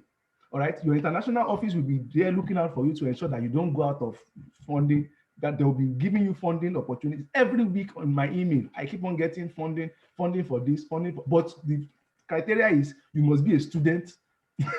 You must either be a first year student in your master's program or your PhD program. So tell me, you who are in Nigeria who are still gathering application together, you can't get those ones. Why? Because you are not on the program already. All right. But when you get in the program, all right, you begin to see opportunities and things we sort out yourself. Number two, if you need to, take a loan. All right. Yeah, nobody's going to tell you that. All right. But me, I will tell you. All right. Why? Because what happened? All right. After I got that call, went through my process and everything. I mean, this professor can like you. I mean, you might be a bright, excellent student, but you still have to fulfill the necessary criteria. So, right, so I needed to write my GRE, I need to write my IELTS, I needed to pay application fee and everything. And I just bought my car then. All right, I had this Toyota Sienna then that I just bought. So, I mean, I was cash strapped. All right, I mean, I'm usually the kind of person that if you give me a plan, a working plan, I can sort things out. And so I was cash strapped. You know, I tried to reach out to, this person, and everybody's talking about, I have school fees to pay. I'm sorry, this is just a bad time. At some point, I had to tell myself, see, this is your destiny. All right, take your destiny into your hand. And I went to GT Bank. Please give me money. All right, and they gave me money, and I looked at it. I mean, the interest rate was very high. Then it was about 21% or so. But I looked at it and said, this is 21%. I mean, since they're not telling me to pay it all at the same time, they're breaking it down. Oh, that's not a problem. So I took the loan. I mean, in fact, that gave me more ginger because when you're going to write an exam and it's loan money you use, you won't sleep on it. So I wrote the exam in 1 week. I wrote my GRE in 1 week. Usually amazes people. Yeah, because I didn't have so much time. I wrote my GRE, I wrote my IELTS 1 week. The next week I wrote IELTS. So I didn't have time. But I mean, knowing that you collected a loan for this, I mean, it's not going to give you any room, to play. But here is the testimony. As I got here, my first salary, I paid off my loan. Are you getting it? So when you get here, things will sort itself out. All right, things will sort itself out. All right, the way they structure your stay here, you have some work hours, all right? So you can either tell yourself, oh, do I want to spend it, research, or do I want to split it in half? Do some research and do some work somewhere else. I didn't have a problem. I mean, I'm fully funded, National Science Foundation, we have all the money and everything. So I mean, I just sit down. But I mean, the first payment I was able to sort out that loan. All right. So when you get here, things are going to sort themselves out. All right. So the next thing is fill up gaps with courses, boot camps, and the likes. Like I was saying, Shola has a lot of courses, especially in computing of the future, AI and the likes. I mean, take up courses. They count. They will count eventually. All right. Don't think they they don't have to be official courses, all right, or certificate courses. All right, it can be anything. All right, a small boot camp, it could be a course somewhere. You just take it. They all count. There's nothing you're going to do that's not going to benefit anything. Right. Number next, start something around you. All right. So many of these scholarships go hand in hand with things like advocacy, all right, things like leadership and stuff like that. Some of them want you to show leadership criteria or show that you're a leader. I mean, what does it take to be a leader? Gather 10 children in your area and gather them together and be giving them aspire to perspire. I've even told them, if you led a campus fellowship, yeah, if you teach something in your church, whatever it is that you have done that has to do with influencing people, yes, you can always spin the story. Put that in, all right? If you're in a church setting, go and tell your pastor you want to start leading the youth, all right? After the church, you gather them together, give them 15 minutes charge after the something. You can do it, and put it in there. Don't mind me. Shola is the evangelist. Don't mind me. Shola is the evangelist, all right? Right? So advocacy, teaching, consulting, articles, just keep doing stuff, right? Keep doing stuff. Why? Because it will all matter and it will all count at the end of the day. When I got here, you might think, oh, now that I've gotten here, you don't need to. I'm still doing stuff. I signed up with Red Cross. I've signed up with Be My Eyes. There are people that help people who are blind. Right? Sometimes blind people, they need to access a place or something. They will call you, put on their camera, they will put it around and you help guide them. So I do that. Right? I join associations. I help them with small graphic design that I know how to do. Oh, I can help. Those are. So I don't want to list all the things I've done so far. Those are the things I'm going to list there. I've worked with Red Cross. I've worked here. I've done this. I'm a social media director for this and stuff like that. And finally, learn. All right. Keep on learning. Don't stop learning. All right. Don't stop learning. Other tips I'm going to add in there is, like I said, focus on your writing section in your exam. Then get closure. All right. If you send an application, you don't get a response from a professor or supervisor, don't assume you are disturbing them. Keep on sending emails. All right. Some of them will, at the end of the day, they will tell you, oh, thank you for following up on this. I've had a busy week. All right. It's Nigerian mentality to say, hope I'm not disturbing this man. All right. If he has not told you that you are disturbing him, keep on sending him email. All right. A lot of these professors are busy. All right. Some of them are holding administrative positions. Some of them are holding professional positions. So they get a lot of emails.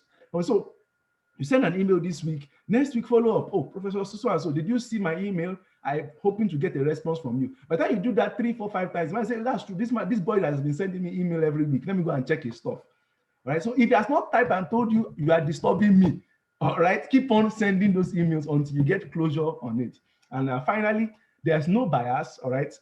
When it comes to international or global opportunities, you are judged based on your performance, all right? So don't think, oh, those guys are racist, or those guys, they don't want Black people. No, you are just based on your performance, all right? So when you see email, I say, oh, there are a lot of quality applications this year, but, unfortunately, you are not among the people that just take it in stride and move on, all right? Just imagine that there are some people that are performing better than you, and you need to do better, right? You need to double your hustle. And I believe with these few points of time, I've been able to convince you, not confuse you, all right, that education is a very good route to assessing global opportunities. I put some of my contacts there. If you want to reach me, you could just do that, or you could. So I think we need to take questions now. Let me stop the sharing. I'm sorry, I have overshot my time. You are. I feel that many of the guys on this call, and you guys can turn on your video now if you can. Many of them, I feel they are people I know, and there are people who might go on and say that why should I stop Mr. Mike? So that's why I didn't bother. Okay. Are we going to? It's 9 p.m. So why are you stopping? Yeah, even though I know you would have other things to do and I would, No, no, no, but no, it's some of them are okay. like, hey, let's just get this value for Yeah, the yeah, time. yeah, So yeah. it's like it's usually no in between moment. It's like there Mhm. are people who are either very committed or there are people who are not committed at all. That's right. So whenever I see 27 people on the call, I know Mhm. that those are the people who are like, if Yeah. this call was there for 4 hours, they will Mhm. be, you Mhm. know. So and I knew that you were prepared for this. Yeah. This is something that is extremely valuable. Yeah. I just uploaded a paper on academia.edu Awesome. right now. Awesome. Like, you know, Yeah. I mean, that's what I'm talking about. It's not you hear it 3 days later, you now do something. No, Mhm. you would Mhm. never. Like, Just do it. straight I up mean, right those are away. digital footprints. Yeah. Yeah, Yeah. I did a class Digital. assignment on autonomous driving, and I've been Okay. looking for how exactly I'll be able to put it in my resume. Mhm. It's already, I don't think I put in my resume yet, but easily I can put that link in my resume. Exactly. Yeah. So So on academia.edu. Yeah. yeah, so guys, we Mhm. need to like, and funny enough, academia.edu is not just for papers, it's for book Yeah. reviews, it's for Books, talks, every reviews, articles, technical, every single everything. Yeah. thing. Mhm. When I first came, because I thought I would have a lot of time in my master's, in my first semester, Yeah. apparently I didn't know, I underestimated what graduate education is in the US. And I just thought I could join it with Coven Works and family Yeah. Yeah. and everything. My wife is really just teaching me how to be an American husband. It's totally different. So, Yeah. if she works till morning, I have to get the kids ready for school and some of Mhm. that. If So she have hears the me cash. just for the 2 days that you have done it now, you're shouting. The point is, joining all of that together, I underestimated like what that first semester would look like. But immediately I got into the program, I Mhm. emailed all of my 3 professors, told them about the book I wrote about artificial That's right. intelligence, told them about the 3D printing work that I'm doing. And Mhm. surprisingly, these Mhm. guys were already telling me, send me your resume. Like, That's right. check it out. And in the next semester, they will see if a grad assistantship is possible for you. It's just So, that me, I've seen that. I don't think I can do grad assistantship. yeah. Yeah. Yeah. Much. Yeah. I'm like, I don't know. So, but I'm still going to look out for. I mean, Mhm. it's money that is not your own that is paid for you. It's very, Yeah. very serious. Yeah. Yeah. My first semester alone is about $6,000, and that Mhm. is in-state Mhm. tuition. Mhm. US Mhm. education is expensive, and so That's it's right. big Yeah. if you can follow these principles that That's right. Mike has explained, and you can go through every single one of them. This Mhm. is so much value. I don't know whether you're taking shots or pictures during the session to be able to capture those slides, but I'm going to provide you a recording. Those of you on this call, Yeah. particularly those of you in the exclusive program, I'll provide the recording so you can watch it again. Most people never watch recordings, so I'm always surprised people ask me for recording. I don't know how many Zoom recordings I've ever watched in my life. Like, I'm most likely not going to watch the recording, but for some of you, you might have mentioned something that you want to remember. I Yeah. would share the recording with you. It's recorded. Okay. And also, I will give you a chance to ask a few questions. I already see some hands up. Okay. We There's this question I keep asking, and I want you to answer it from your own perspective as well. Okay. That would be my own only question, considering that our time is fast spent. Is that so? For me, I finished with a 2-2. Understandably so. I'm not even supposed to. I mean, now when I look back, I feel like I could have finished with a 2-1. Like, Yeah. if I just didn't disregard my lecturers or Mhm. disregard that they were doing in the name of feeling that these guys are not even teaching us what they're supposed to be teaching us. Mhm. But for basic education, for those of you who are still in school watching this, just do what they asked you for. Come That's out right. with that 2-1 so it can be useful for you in life. Yeah. But lucky for me, because of all the other things I was doing in that time, I didn't allow a vacuum. Yeah. So just like you were for your academic prowess and skills asked to come back to the university, Yeah. I was asked for my own leadership and Yeah. I my remember. aspire to perspire, back to come to school, you know, to work with the computer with the dean of students, and do some work there. And so I always like to ask this question because all of you guys I bring always have scholarly, potential, and some of the guys on the group might feel like I didn't even finish with the first class, now 2-1. So I Mhm. want I want you to answer it from your own angle. If there's Okay. someone on this call who finished the third class, finished the 2-2, what are the tips? What are the specifics you want them to go and do from like tonight to start setting themselves apart? Okay, good. I think one of the first things you need to do is to understand that people have done it. People who have had even grades lower than yours, they've done it. Hmm. So you need to settle that it's possible for you, because the first thing is mindset. If you have a mindset where you realize I can't do this, or I'm limited because of my grade or something like that, it becomes difficult for you to make important steps or important actions. All right. Number two, like Shola said, that you are deficient in scholarly output, in terms of certificate. Now, doesn't mean you're only a daughter. All right. You need to add, what are you adding to it? All right. Somebody says, if I thought I will eat frog, at least you eat the one that has egg inside. All right. So what's the egg you're adding into? All right. What are the things you're adding? He has mentioned leadership. All right. He has mentioned advocacy. He has mentioned, oh, are you taking any certificate courses? All right. Are you doing, some other stuff by the side? Then thirdly, like I said, there's scholarship for every category. All right. The problem is this: with your third class, you are trying to fight for the same scholarship with first class people. Are you Correct. getting the point? Now, I'm going to tell you this, and a lot of people might not go to Russia. Mm. Russia they accept third class. In fact, the problem we are even having as Nigerians is this: we do not convert our grade point system. If you convert your grade point system from a 5 to a 4 point system, you realize that your in so-called third class is actually maybe a 2-1 at the end of the day, Mm. or a 2-1 equivalent when they I convert. can't. We can't rush this thing, Mike. We can't rush this thing. I don't care who leads the call. I, I, Yeah, I don't. I just feel we need to. A friend of ours that you yeah, know as well went to mhm, Moscow first. yeah, Because he did yeah, geophysics in school and he mhm, realized that that's not what he wanted to do. that's right. He did that geophysics, and of course there were issues with the fact that they didn't teach them well and all Yeah, of that, and so he finished yeah, with a very ridiculous grade. And he still went to Russia, went to yeah. Moscow, did There's international see. relations, and graduated with a Mhm, distinction. mhm.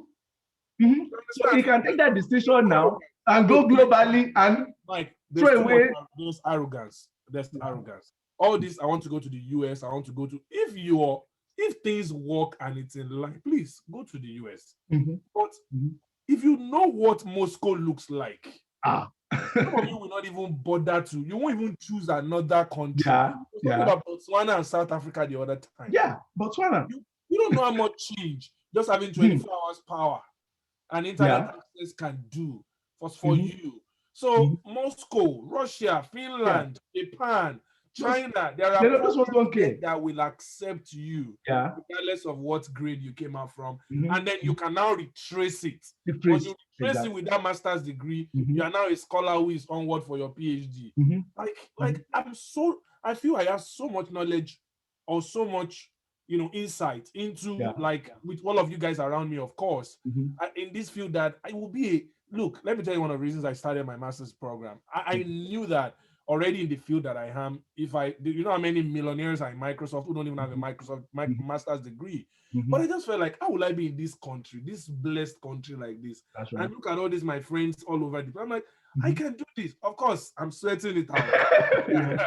because I don't have the same level of academic patience that you guys have. Like I was telling you, we were having a meeting with your professor yesterday, Mhm. and then I was doing this meeting with my colleague to, Hallelujah. create an artificial neural network in Colab and all of Mhm, that. mhm. These are things that when I'm talking in Coven Labs, my mouth is always blah, blah, blah, blah, blah, blah. Yeah. You're an Because you're on the evangelist, call, so. because you're on the call, you know what I'm talking about. When I'm Yeah. talking, I'll be like, when you start installing Keras, Mhm, you can't finish installing it. That's mhm. when you know all these things are not easy. But That's right. ultimately, they didn't make it for four-headed people. Mhm, It's mhm. just resilience, commitment, That's right. discipline, That's right. staying awake, being consistent. Those That's are right. the things that will take all of us there. Mhm. So thanks for that insight. You don't have to be fighting for US and Canada. No, Once you no, do no, no, your no, masters in those no, no, places, no. particularly if it's, would you rather go to Canada to go and be struggling, or go to Russia with a fully funded program that gives you allowance every month? The interesting thing, if you go to Russia, you are how do they call them now? You are a distinct species. Why? Because you can speak English. You know? It's very funny. I mean, just the fact that you can speak English makes you a special person. So you get there, I mean, they will be begging you, please, can you come and take Russian to English courses, come and teach our children English and stuff like that.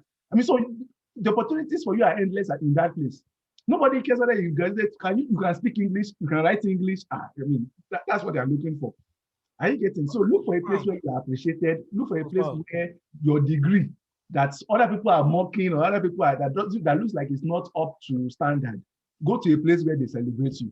And when you Absolutely. are done there, retrace your step back if you want to. All right. If you want to Awesome. eventually. Yeah. Let's look at those questions. Yes. So Nicholas, it looks like we've answered your question already, or what? Yes, yes, you have, but I don't know if I can just chip in a little question. Okay, go This on. to Mike Okay, I will use myself as an example. I have my degree, but Mhm. no journals, no paper, no citation, nothing. In fact, I'm even struggling to change my LinkedIn. You know, how do I put it now? All those little things I've learned. I started learning coding this year, Yeah, and then I'm also in chatbot classes now. awesome. You know, I don't have that confidence yet to put it there, but I intend to do that Yeah. very soon, especially when Mhm. I graduate. So now, what do I write in my SOP to these people? Do I tell them that, okay, so I'm interested in this work, probably human computer interaction, and I Okay. see it is to deal with, but even though I have some requisite knowledge about maybe NLP, NLU, Azure, question and answer and all that. Mhm. I know I can do better. I know I can be of help. I know I can work with you and be a prodigy to you. Yeah. Is that okay to put on my SOP? Is that okay? All right. So, from what I get, you finished in engineering, right? No, physics, physics. In physics. Okay, you finished in physics, but now you Yeah. want to and now we both understand what physics means, particularly in FUTA. All right, so you finish in physics, and then you want to cross platform now into computer human interaction and the likes, right? All right, good. So here in the US, we run what we call a credit system. All right. So basically, what happens is this: you are able to move from one course of study to another. All they need to do is to look at both course of study and ask what can we transfer from here to here. Then whatsoever is remaining, you have to take all those courses as prerequisites. All right. For someone like you, the first thing is to make a indelible mark in the mind of the professor. All right. Let him know my background is in physics, but I've taken some courses, in artificial intelligence, in computation, in chatbots. I mean, if you can get some certification to back it up, good. Are you getting the point? And then if you can make an indelible mark, via your SOP, put all those things in there. Let them know, though my background is in physics, I've been able to do this. Then your key point is this: what have you been able to do with the little knowledge that you've gotten? For instance, you say you are learning chatbots, right? I mean, so you should be able to put inside your SOP that, oh, after I learned chatbots, I was able to develop a chatbot, that helped so and so, maybe for critical response, all right, to a hurricane or to an emergency situation, all right. So if you put it there, I mean, so we've gone beyond physics, all right. That is was just an introduction. Okay, I had my so at least they know this guy he read book. He's not dumb, all right. You don't even need to put what you graduated with there. I mean, finished, I graduated, I studied physics from so university. I graduated so. Currently, I'm doing, artificial intelligence, chatbot. Then you move on to what have you been able to do with this current one. And those are the things that we, interest him. So, so in his mind, he's not thinking about the guy that studied physics. He's thinking about the guy that developed a chatbot, all right, that solved this problem. The guy that had this AI solution to solve this problem, and he's like, I need this guy. All right. So when you now get into the place where you begin to talk, then you begin to talk about, credit system. Okay, what courses have you taken that is relevant to this course now, or what courses do you need to add to it? Do you get that? All right. So in your Yeah. SOP, play towards your strengths. All right, play towards your strength. You don't need to put there and say, "Oh, I studied physics, but I did poly." No, no need to just tell them you graduated, you studied physics, you graduated, and now you're into chatbot and mesmerize them with all the things you've been able to do with your Exactly. chatbot. You know, Exactly. You are taking for granted something, Nicholas. You know what you're taking for granted? Earlier this Mm. year, you couldn't say words like NLU, NLP. yeah. You are Even taking it I for don't know granted. those. 8 months ago, when I met you and we were doing some work in your organization, so you must understand that 8 months of learning Mhm. alone has set you apart from some other folks who Yeah. are just trying to cross in without any background. So yeah, like I've spent the last 8 months and I've told you guys, finish an Udacity course, finish Mhm. a Coursera program, Mhm. finish AI for Everyone by Andrew Ning. Once you have all of that and you list it out, that's what you will start with. Yeah. Then we always emphasize in our programs, write, open a Medium account, Mhm. write on LinkedIn. Yeah. What am I going to Mhm. write about? Mhm. A new concept you just learned. You know, I told some kids, I said, you know, one of the things you need to start with is you can say machine learning is like teaching a baby how to walk, and you write an article on that and Perfect. make comparisons. You can Mhm. write about the difficulty you are facing in understanding NLP and how you were able to get through with that solution. If Mhm. they give you an assignment in class and you write the program, write an article about it. You Mhm. know, just make sure it's like you are, it's not like you feel like writing it. You know, you're not Yeah. happy to write it. It's not like it's your hobby. You Yeah. are literally 4 minutes Mhm. because of where you are going to. And That's don't right. don't That's be scared to write your title. Hey, right. nobody is going to put a knife on your neck. Mhm. Nobody. It's called self-acclaim. In the Mhm. beginning, it will start as self-acclaim, then you begin to prove it towards it. If you spend too much time on self-acclaim and you don't prove it, that's Yeah, when it that's where becomes problem comes in. Yeah. reputation liability. Mhm. So for now, nobody will beat you for it. You, if you don't want to use, some of my students will say enthusiast, so they will say artificial intelligence enthusiast, so that it doesn't sound like they are experts or anything. Some Yeah. will say machine learning engineer in training. You Makes know, sense. some will just find a way around it. The key Mhm. thing is you want to demonstrate Freedom. that so that when you even try to connect to somebody online, they would look at you and say, "This is somebody serious. Let me take a look." You know how many people have written me just on my title and be like, "Oh, let's do this to this." And I was far from being an AI leader when I Yeah. started calling myself an AI leader. But I Mm. knew that I was going to work at, well, that's my own style. I will work hard to meet up with whatever Yeah. it's I have proclaimed myself to be. Yeah. It has a Yeah. connection with my faith, and it's Mhm. not everybody that can do that. But That's right. Mhm. essentially, don't be scared, don't be worried. You are in that program. Come on, what's the worst that can happen? Somebody Yeah. asks, is what you are taught you will put now? At the end of the program, you can build a chatbot with Keras and dialogue flow. So Mm. put it there. Dialogue flow, dialogue flow engineer. That's Mhm. what you are. When you finish in university and you finish in physics, maybe it's even mechanical engineering you study. Did you not call yourself a mechanical engineer? Some of us Exactly. between spark plugs and transistor color, but we called ourselves mechanical engineer because we stayed there for 5 years. In the same way, this one is even better. So I thought that would answer some other post questions. So Peculiar, I would unmute you now, and let's hope we've not already answered your question, but that would be good. So we can. So Peculiar, over to you. Peculiar, can you unmute yourself? I can't take plenty questions. Now many questions are coming up. Yeah, Peculiar, go ahead. Okay.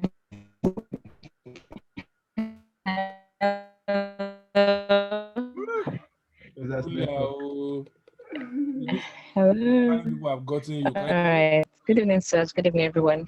Okay, Yeah. so I have like three questions. I'm Okay. just going to say them one after the others. Oh my god. No, but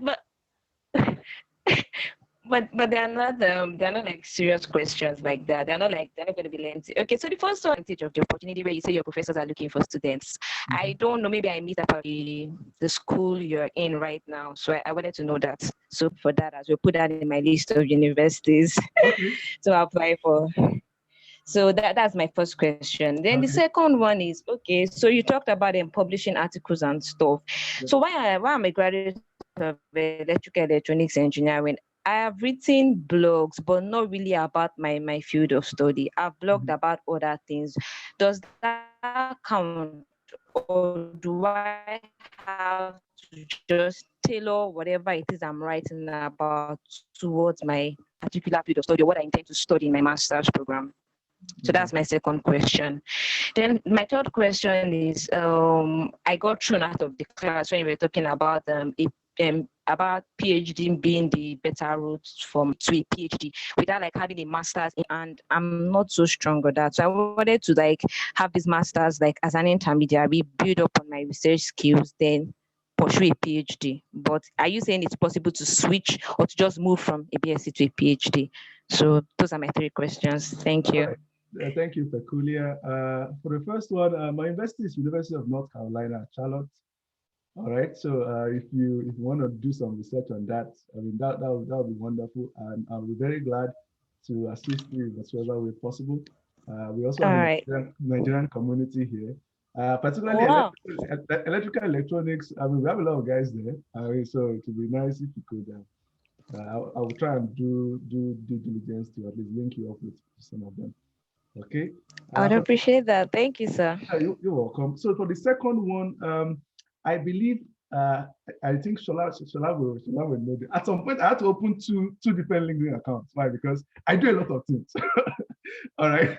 I do a lot of things. All right. I graphic design, photography. All right.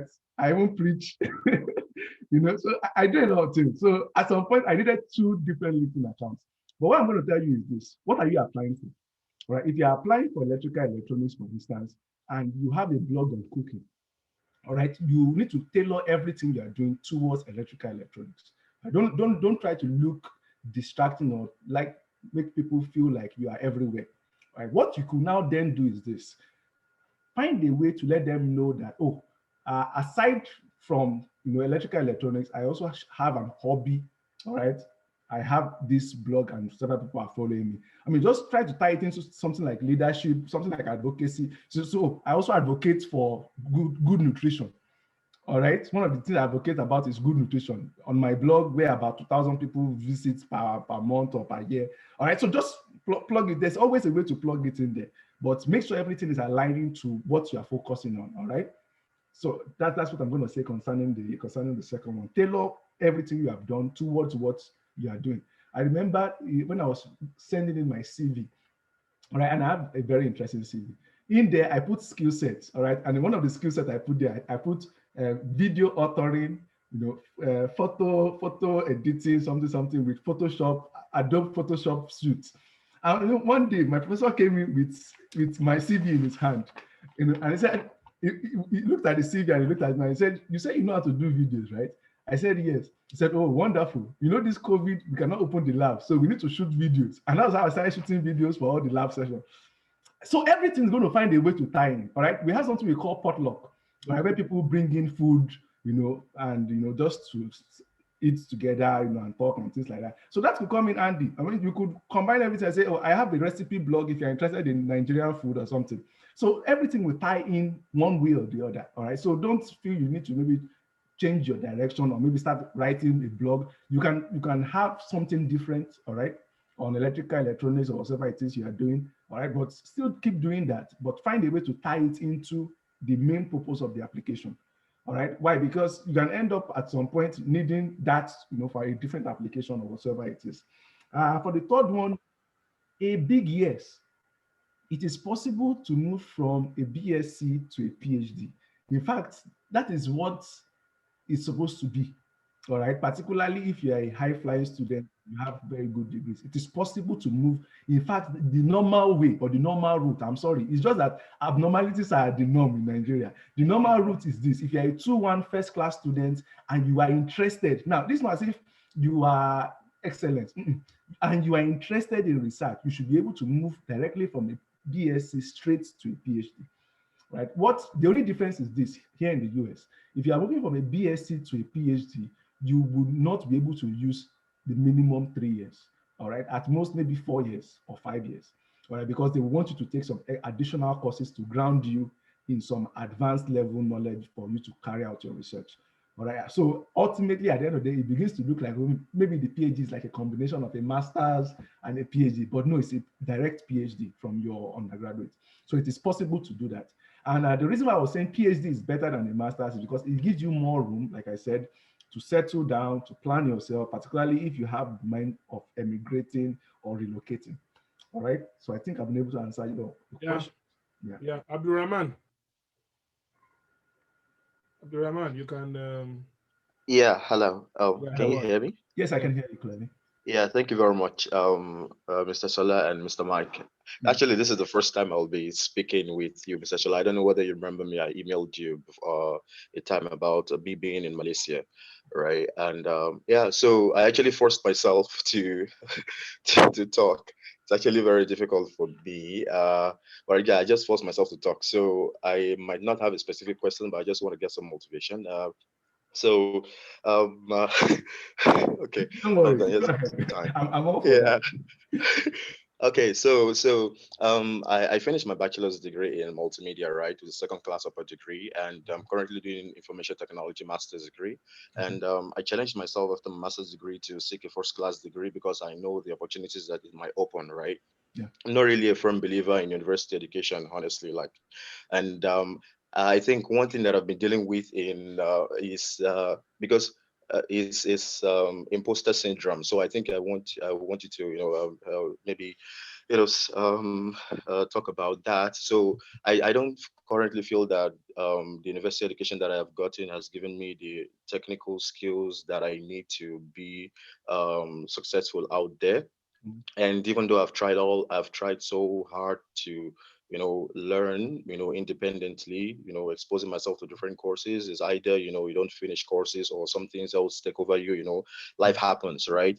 Yeah. And that's why even currently in my last semester of my degree of my master's, and doing my research in user preferences of digital mental health applications. Awesome. Yeah. Uh, and so I've actually planned, even before I joined Mr. Shola's exclusive group, Mm. about 1 month before, 2 months before, I set a target that 2021 is going to be my self transformation year, Uh-huh. right? So I created a WhatsApp group for myself where I was putting resources of the things I wanted to learn. So Mhm. I was thinking towards, okay, improving my skills in web development, Okay. per se, Okay. and so the AI side was not really an interesting side because I felt that my mathematics and statistics was not strong, and but again, I'm still looking towards going through that. I'm going through that possibly if next year adding it to the things I want to do. Yeah. And so I've been having this idea that PhD is not the way for me because I don't think I know how to do research. Yeah. And maybe one headway I can pass through is maybe technical skill, doing working in industry. Even Mm. that also the technical skill is like lacking. So I just really have to work hard.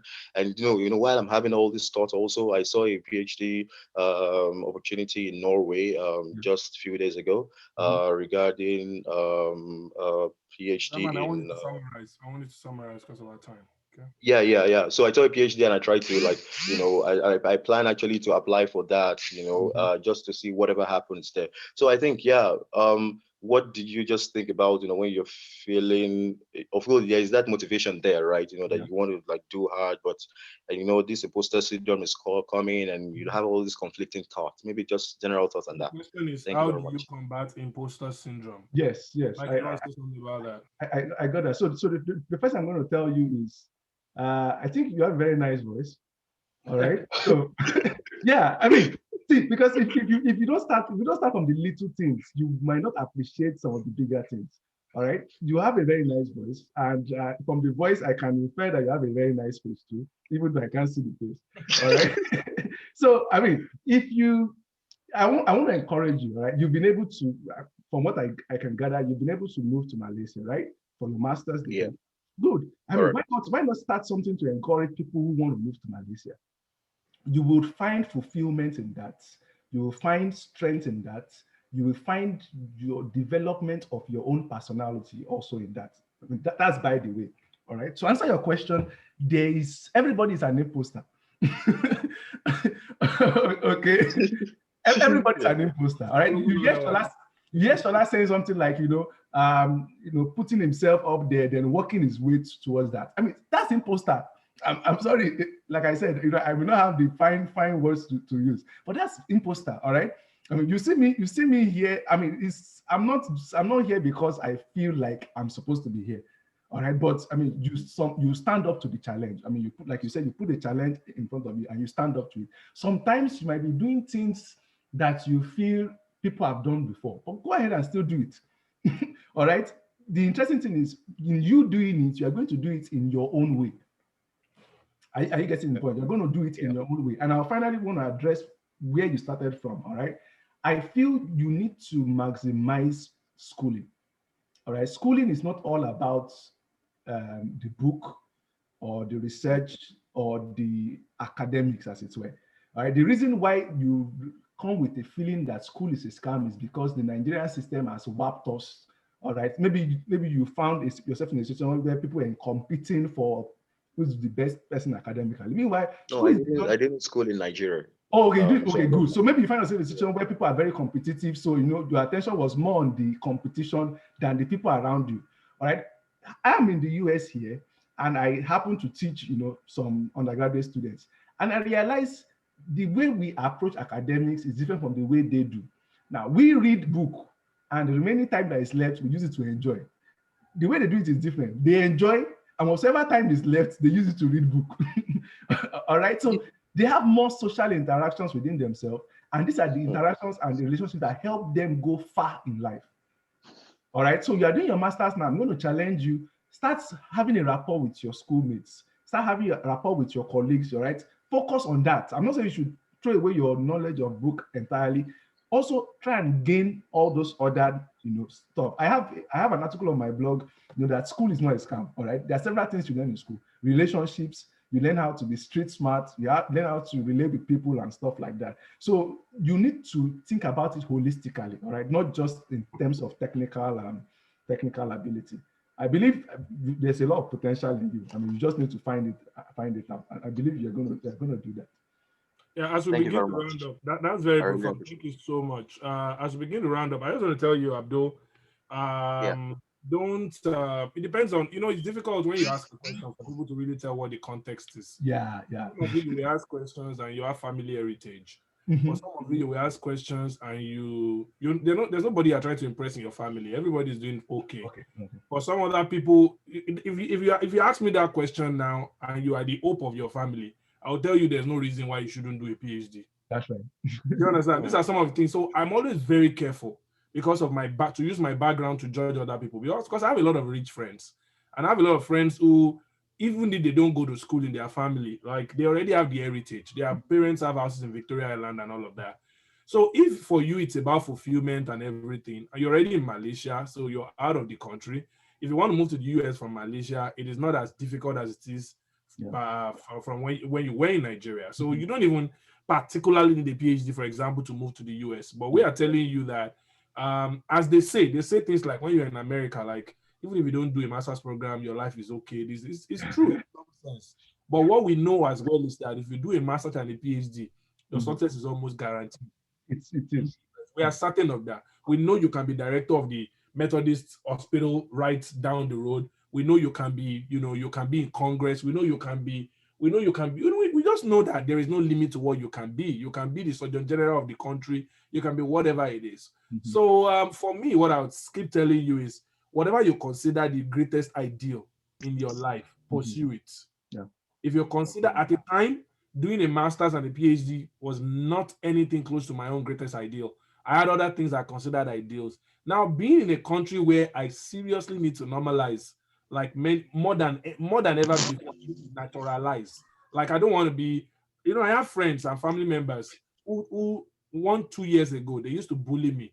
They bully me with, oh, you're trying to talk like American, or you're trying to do this. Now I don't even care. Because if I live here for the next 10 years, I'm still going to be about 40. That's what it is. So essentially, you can say that I was brought here as a youth, if you think about it. So what are my greatest ideals here? Run a PhD and become anything that I want to be in this country, that I can be as an immigrant. The highest office potentially as an immigrant would be to go to Senate. And then you can't become a Senate president or a speaker, because if you do, you'll be in the line of succession. And if you were not born here, you can't be in the line of succession.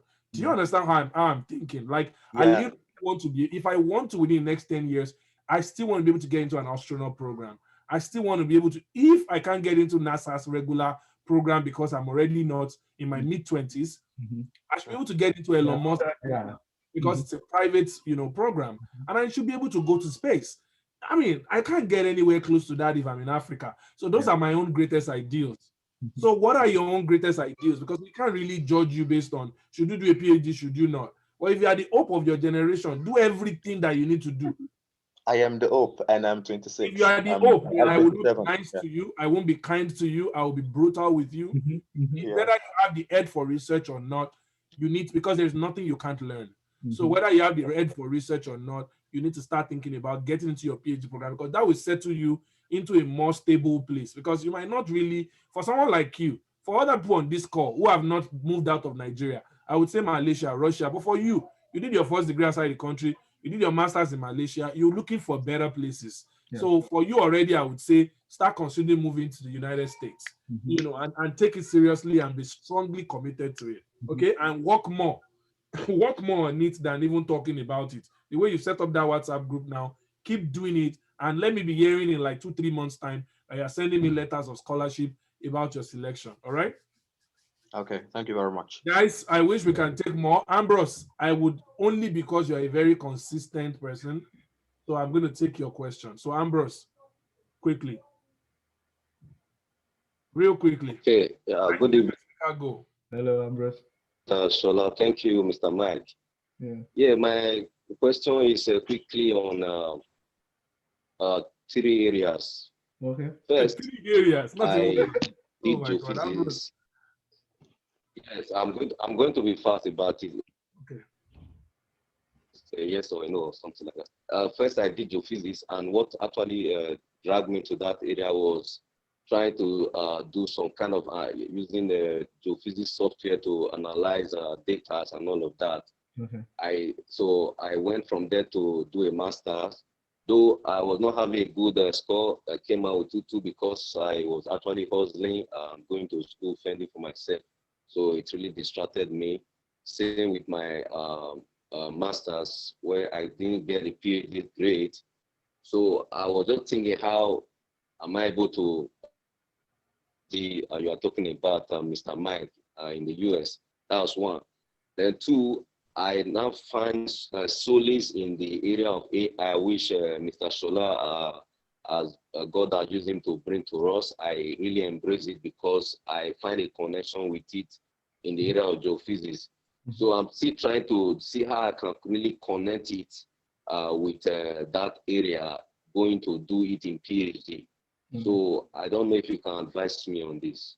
I mean, as you are talking, I mean, I already have your solution. I think before I left Nigeria, the the Geophysics Association had a conference, and the conference was entirely on big data.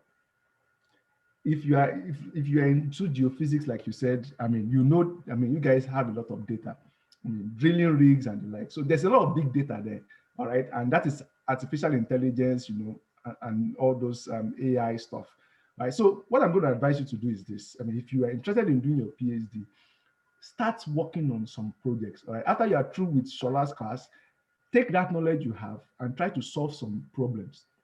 All right. It may be imaginary. If you are privileged enough to have access to some companies, try and solve some problems for them. All right. Take the data, maybe analyze it, and maybe generate a solution or whatever it is for them. Now, all these things are the things you're going to put into your application. All right. And like we said, you don't need to be targeting US, at least for now. All right. Look for places where your 2.2 is valuable.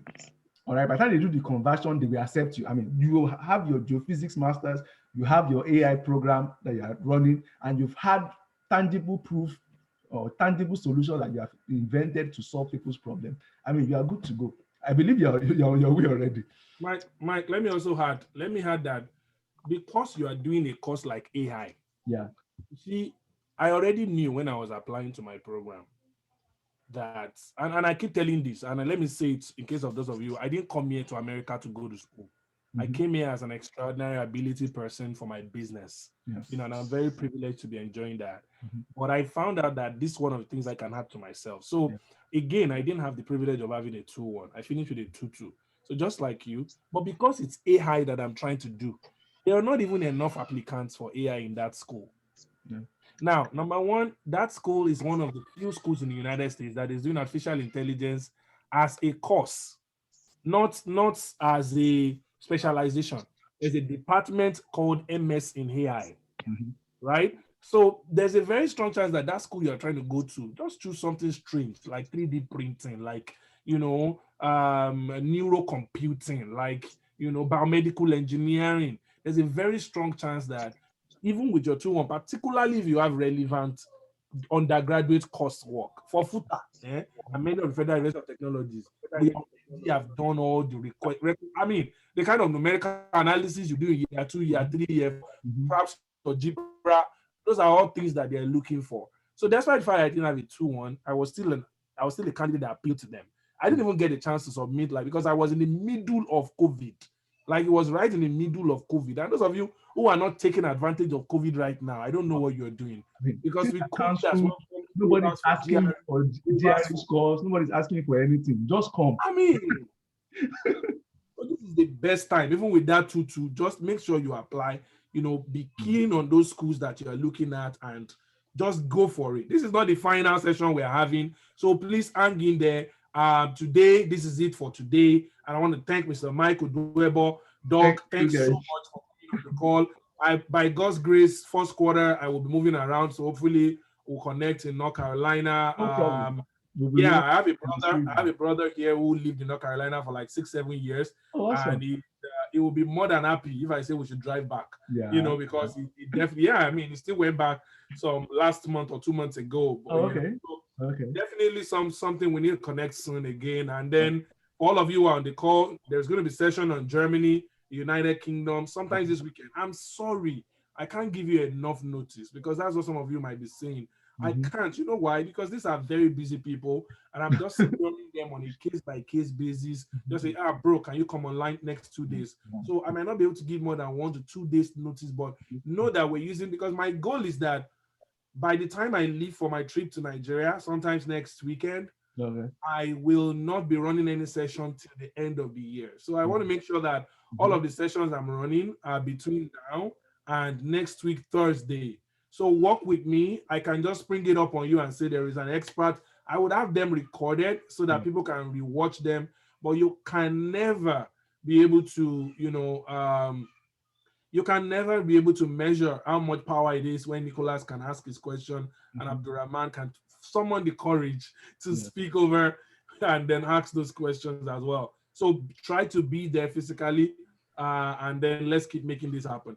Once again, Mike, thank you so much for coming on. Yes, and I just need to mention this. If they have questions, I think you have a Telegram group where everybody is. So I mean, if you have questions, I mean, we can link up there. I could answer questions, later on if Shola opens up. By all means, by all means. So as much as possible in the larger group, I try not to add this gentlemen there because of their schedule. I put them in the exclusive group. So I put you in the exclusive group as well, Mike. And in particular is in the exclusive group as well. Yeah, so we can just take about 100 people. So yeah, it's a lot more coordinated and less noisy than the large group. We learn a lot on the large group as well, but I don't want people like buzzing and buzzing and buzzing. That's going to be too much. So so please ask your question on the exclusive group. If you're in the general group and you're on this call right now, you want to be part of the exclusive group, please put a message on the general group and someone on my team is going to show you the guidance of how to do that. All right. There's like 75 other people who are on the exclusive group who didn't join tonight, because maybe they're just too busy with life and everything. But this journey of moving abroad requires dedication. You have to focus on it. You have to invest in it. You have to spend your time on it. It won't just fall on your lap like a pot of cherry. But I assure you, it's just like becoming rich after being poor for so many years. When you move to wherever you are going to, you will forget all of the struggles and your joy will be full.